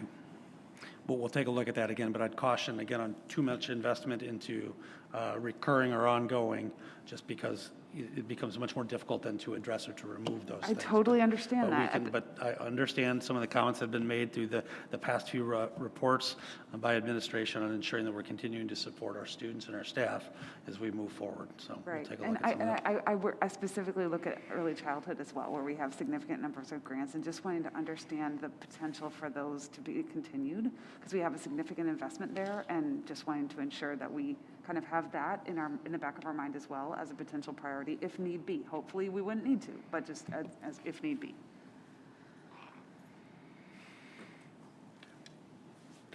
Anybody else want to comment about the desire to see a plan from the district? Right. Okay. Okay, so you got the yeses there. Okay. All right. Okay, so we'll move on in our agenda to President's Report. I just want to briefly update the board on two things that we have been working on with the Illinois Association of School Boards. Number one, our policy review. So over the past several months, we've been working with the Illinois Association of School Boards to look at comprehensive updates to our policies based on legislation and legal updates that have occurred, as well as best practices as to policies that they recommend for boards of education. We will be going forward with the process to, look at those policies for board consideration. That will begin next board meeting, and we'll have different timeframes that will be outlined from our superintendent at that timeframe, so that we can give consideration to each areas of our policy manual in turn. Just wanted to remind the board about that process that we've been ongoing, and that will be coming at our next board meeting. In addition, it's close to that time of a year where we start looking at the schedules of the Illinois Association of School Boards to determine potential for self-evaluation for our Board of Education. So I'll be starting to check with them as to dates that are available. Usually they work months out, but I'll be looking towards your availability in a couple months as we work to schedule that. Just last, I want to continue to report on the fact that I'm very appreciative of the Illinois Association of School Boards' efforts in including me as a representative of our district in efforts to look at the ongoing efforts to look at the resolutions process, as well as working to advocate with our Illinois State Board of Education. So those continue, and I'll continue to update the board on those things. All right, 8:09, Board of Education reports. Do we have any Board of Education reports this evening? I don't see any Board of Education reports, so we'll move on to discussion without action. We do not have discussion without action this evening, so we'll move on to item 10, discussion with action, starting with item 10.01, general and optional fees. Annually, the Board of Education must approve all school fees. At the February 7th Board of Education meeting, administration presented our recommendation in regard to general and optional fees for the FY 2023 school year. Administration recommends the approval of these fees as presented. Okay, and I know we had a comment about the potential for looking forward about these fees, but I understand that the action tonight is not to determine. To set what the fees It's just to set the fees. Got it. Okay, any questions from the Board of Education? Donna? So can we add that to an agenda item for the next meeting then, so we can discuss or I don't know, when would that occur so that we don't miss the date? So based on some of the feedback that we've had tonight, administration is going to have to consider the input from the Board of Education and look at what a timeline would be. If other members of the board express an interest in that type of a rebate, which would kind of get ahead of the comprehensive plan, we can look at doing that for the next meeting. We have to look at what our registration date and timeline for the 23 school year would be. I don't have that with me at this point, but we can update the board at the next meeting, at least on status. What's the timing for the overarching look? Because I would love to understand as we're We looking do at. need to have that sooner rather than later, and so either the March 7th or the March 21st meeting. Okay. Would it be possible for us to have that comprehensive look and still take action on the fees? Or would that be, are we in a time crunch for the fees? We're getting close to a time crunch. Can somebody help me with the registration process? Chuck, do you? Okay. Okay. So in March, yep. Okay, I didn't finish my questions. Can I finish? Yeah. So for the total, on the 10.01, it says the total estimated school fee revenue is 3.2 million. That is the general and optional together. So the general last year was 1.1 million. Is that approximately the same, the breakout? Yes. Okay, great. Thank you. Additional questions from the board? Okay, so I'll entertain a motion, but I just want to clarify, we're also going to see in the next 1 or 2 board meetings the comprehensive look as to your priorities with regard to expenditures, as well as looking at this as a potential event. That's correct. Okay, great. Just want to clarify. Okay, I'll entertain a motion. I move approval of item 10.01, general and optional fees as presented. Second. Motion is second or heard. Please call the roll, Mrs. Patton. Kush. Aye. McMillan. Aye. Fitzgerald. Aye. Wanke. Aye. Casey. Aye. Kuzminski. Aye. Gerke. Aye.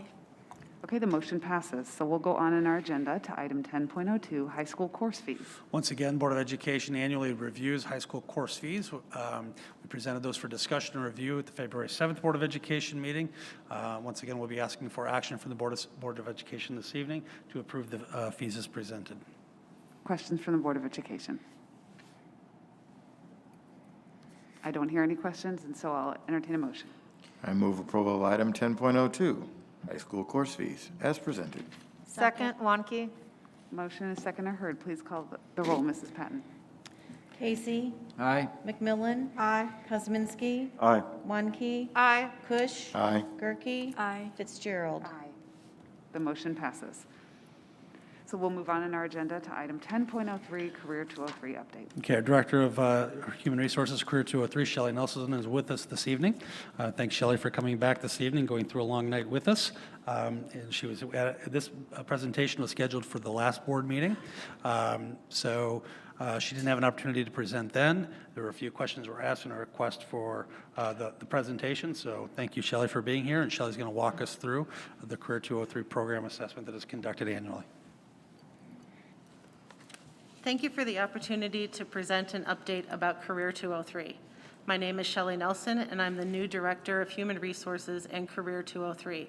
I've been with the HR team for almost 9 years, and I have been involved in many aspects of Career 203 since its implementation in 2013. It's an honor to take on this leadership role and continue to champion this innovative professional growth system. Next slide, please. Tonight, I'll be reviewing the cornerstones of the Career 203 model, including some basics for those of you that may be new to Career 203, highlighting some successes of the program, and presenting for your discussion with action the Career 203 Assessment Committee's recommended updates to next year's professional growth guide. Career 203 was established with mutual agreement between the district and the NUEA in 2010, then was implemented at the start of the 13-14 school year. It replaces a graduate credit-based compensation model that is very common in Illinois school districts with a much more targeted plan that focuses on the improvement of student learning, allows staff members to direct their learning plan based on future career goals, and considers the impact on the lifetime earnings of certified staff. Our district vision is to build a passion for lifelong learning, and what better models do we have for that vision than our own educators? Under the Career 203 model, all NUEA staff are classified as emerging or career educators. We'll get into the differences in the next slides. Staff engage in professional learning activities which form cohesive bricks to pave their career path. Their path may include becoming an administrator in the future, getting an advanced or doctorate degree, or it may be to become the expert in a specific content area or area of practice. Upon completion of a brick, staff members reflect on what they have learned to earn either a predetermined payment, for example, serving as a mentor to a new educator, or points, which are used for advancement on the salary schedule. Bricks are predefined by the program guide, developed by the district, or curated by an individual staff member for their own career path. We have found over the years that individual brick development has been very popular. Compensation for each brick is established before the educator engages in the learning activities. Emerging educators are those who have not yet earned a master's degree and comprises about 15% of the NUEA staff. For these educators, Career 203 consists of acquiring a master's degree from a university that meets the criteria set forth in the program guide. In calendar year 2021, our emerging educators earned the equivalent of 10,030 points, or 1,003 graduate semester hours. In this graph, you will see that while participation last year didn't decrease significantly as represented by the blue bars, the number of educators earning their degree was down more proportionately as represented by the red line. This is possibly due to educators putting off finishing their degree programs during the uncertainty of the pandemic, but we can't be sure. Career educators are those who have successfully earned a master's degree and comprises about 85% of our NUEA staff. Career educators have full access to every brick in the program guide, and as I noted before, many choose to develop custom-built bricks based on their personal career paths, the needs of their students, and in support of district initiatives. During the 2020-21 school year, our career educators earned 24,364 points, the equivalent of 2,436 graduate semester hours of professional learning. I was happy to see that points increased again after a dip in the 19-20 school year, which was again possibly linked to uncertainty during the pandemic. We have historically tracked how many of the points earned by career educators were the more traditional university credits, and how many of the points were earned by embarking on professional learning, which would not have earned salary credit under the previous system.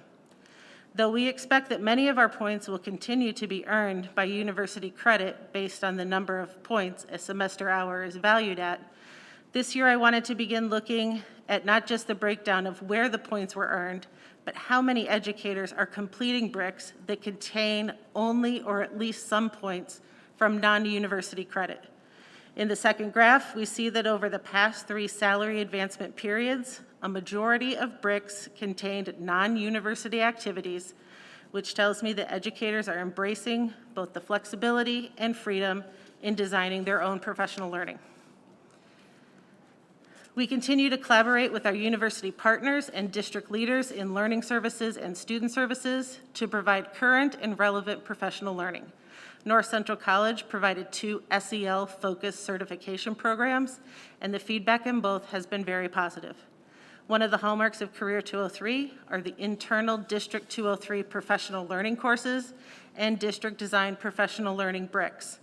Our in-house professional learning continued to enhance the district-wide professional development around diversity and inclusion.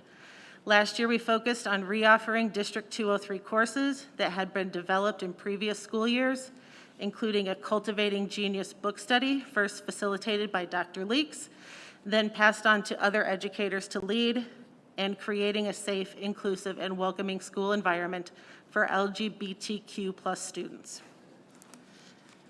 From the onset of Career 203, the model was strategically designed to be dynamic.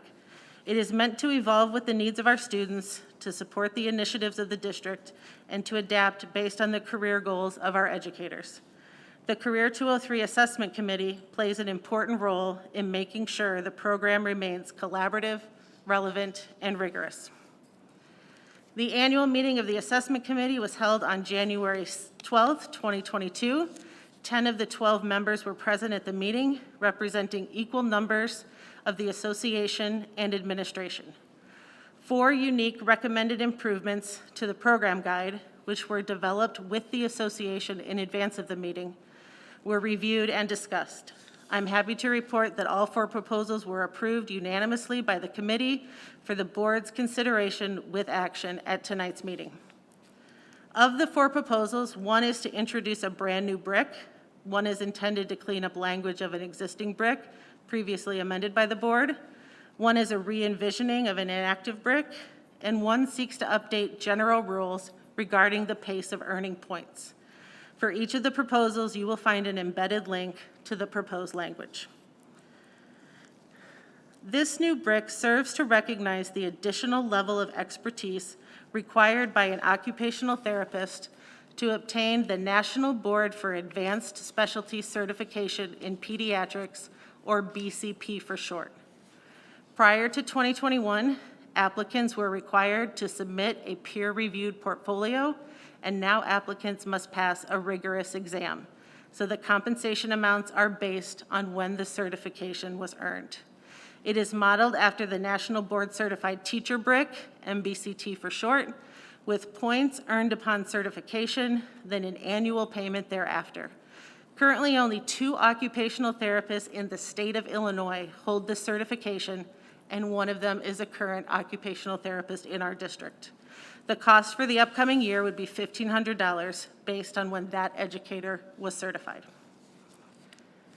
Last year, the committee proposed a change to the compensation for educators who engage in the brick, creating and facilitating a professional learning course, so that an educator would receive points each time they created a new course. Previously, educators had earned a payment for the second and subsequent courses created, but that language was not removed when the brick was updated last year to award points instead of payment. The recommended changes would clear up confusion, and there would be no additional costs. The Career 203 Facilitator brick was part of the first program guide in 2013. It remains an active brick in the program guide, but has not been used in several years. The recommended changes would re-envision the role of the Career 203 Facilitator away from compensating educators who become an expert in a particular brick, and instead focus their expertise in both the philosophy and procedures of Career 203. I learned early on in this position that educators currently only have 1 source of information about Career 203 and would benefit greatly from having colleagues who would support educators through the process of building custom bricks, answer questions about the model, and provide support in the use of the Career 203 software, True North Logic. I believe that having additional in-house champions for Career 203 would serve to expand engagement in professional learning, which would better serve our students. Compensation is already defined in the program guide, and payments will vary depending on the number of facilitators engaged. The current Career 203 budget would absorb the cost of re-implementing this brick.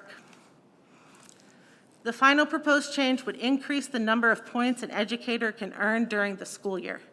Under the current model, educators may earn up to 120 points during the school year, including earning 120 points a full college course load during any given semester or term.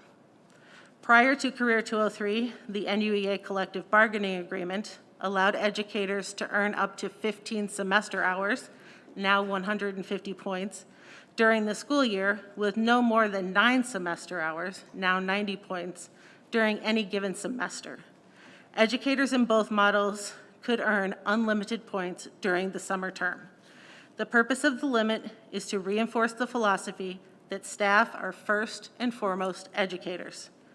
The recommended change would return the earnings limit back to the pre-Career 203 levels. Although there could be assumed salary advancement cost increases in allowing staff to earn more points per school year, we do not expect any significant increase in the pace that educators would advance on the salary schedule. We believe that change of this nature would encourage professional learning for our educators, which only serves to benefit our students. Thank you for your consideration tonight in adopting these collaborative modifications to the Career 203 program guide for the upcoming 2022-2023 school year.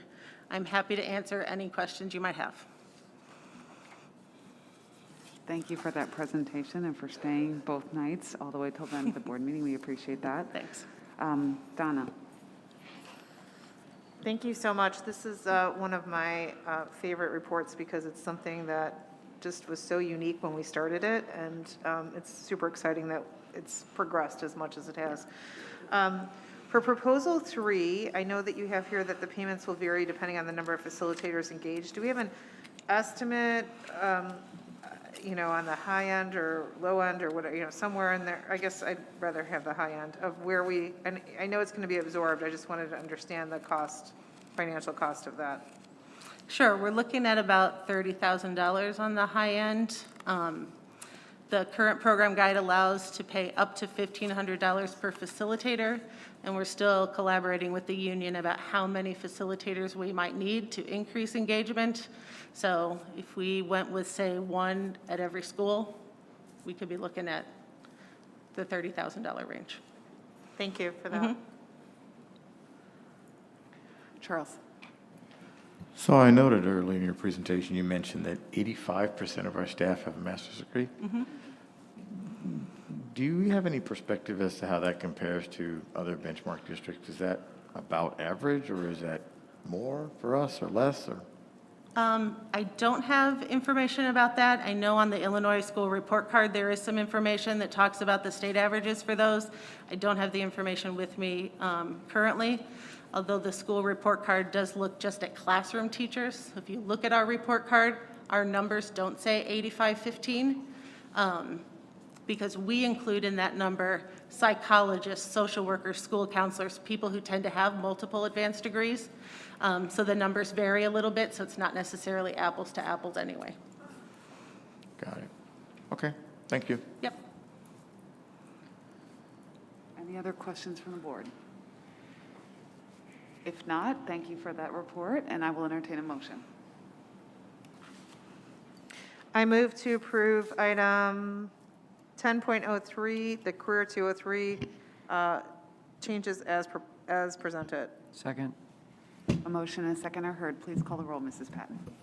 McMillan. Aye. Fitzgerald. Aye. Wanke. Aye. Gerke. Aye. Kush. Aye. Kuzminski. Aye. Casey. Aye. Okay, the motion passes. So we will move on in our agenda to item 11, old business. We do not have old business this evening, so I'll move to item 12, new business. We do not have new business this evening, so we'll move to item 13, upcoming events. Okay, a number of events have been added to the upcoming calendar. Next Board of Education meeting is March 7th. We have an 203 In Focus via Zoom planned for March 9th, continuing our series on mental health support. I'd just like to invite the community to reach out to NEF via their website. Consider joining them at the NEF Building a Passion Breakfast on March 23rd. I'm going to jump way down to high school graduation on Sunday, May 22nd. And for note, for time, Naperville Central High School ceremony is scheduled for 2 p.m. and Naperville North's program is scheduled for 4 p.m. I know at least one board member has some scheduling arrangements to make, so that may help decide where that board member chooses to go if either is available. Okay, thank you for that. All right, so we'll move to item 14, adjournment. Item 1401, motion to adjourn. I will entertain a motion to adjourn. I move we adjourn. Second. A motion and a second are heard. Please call the roll, Mrs. Patton. Gerke. Aye. Kuzminski. Aye. McMillan. Aye. Wanke. Aye. Casey. Aye. Fitzgerald. Aye. Kush. Yes. Okay, the motion passes. We are adjourned. Good night, everyone.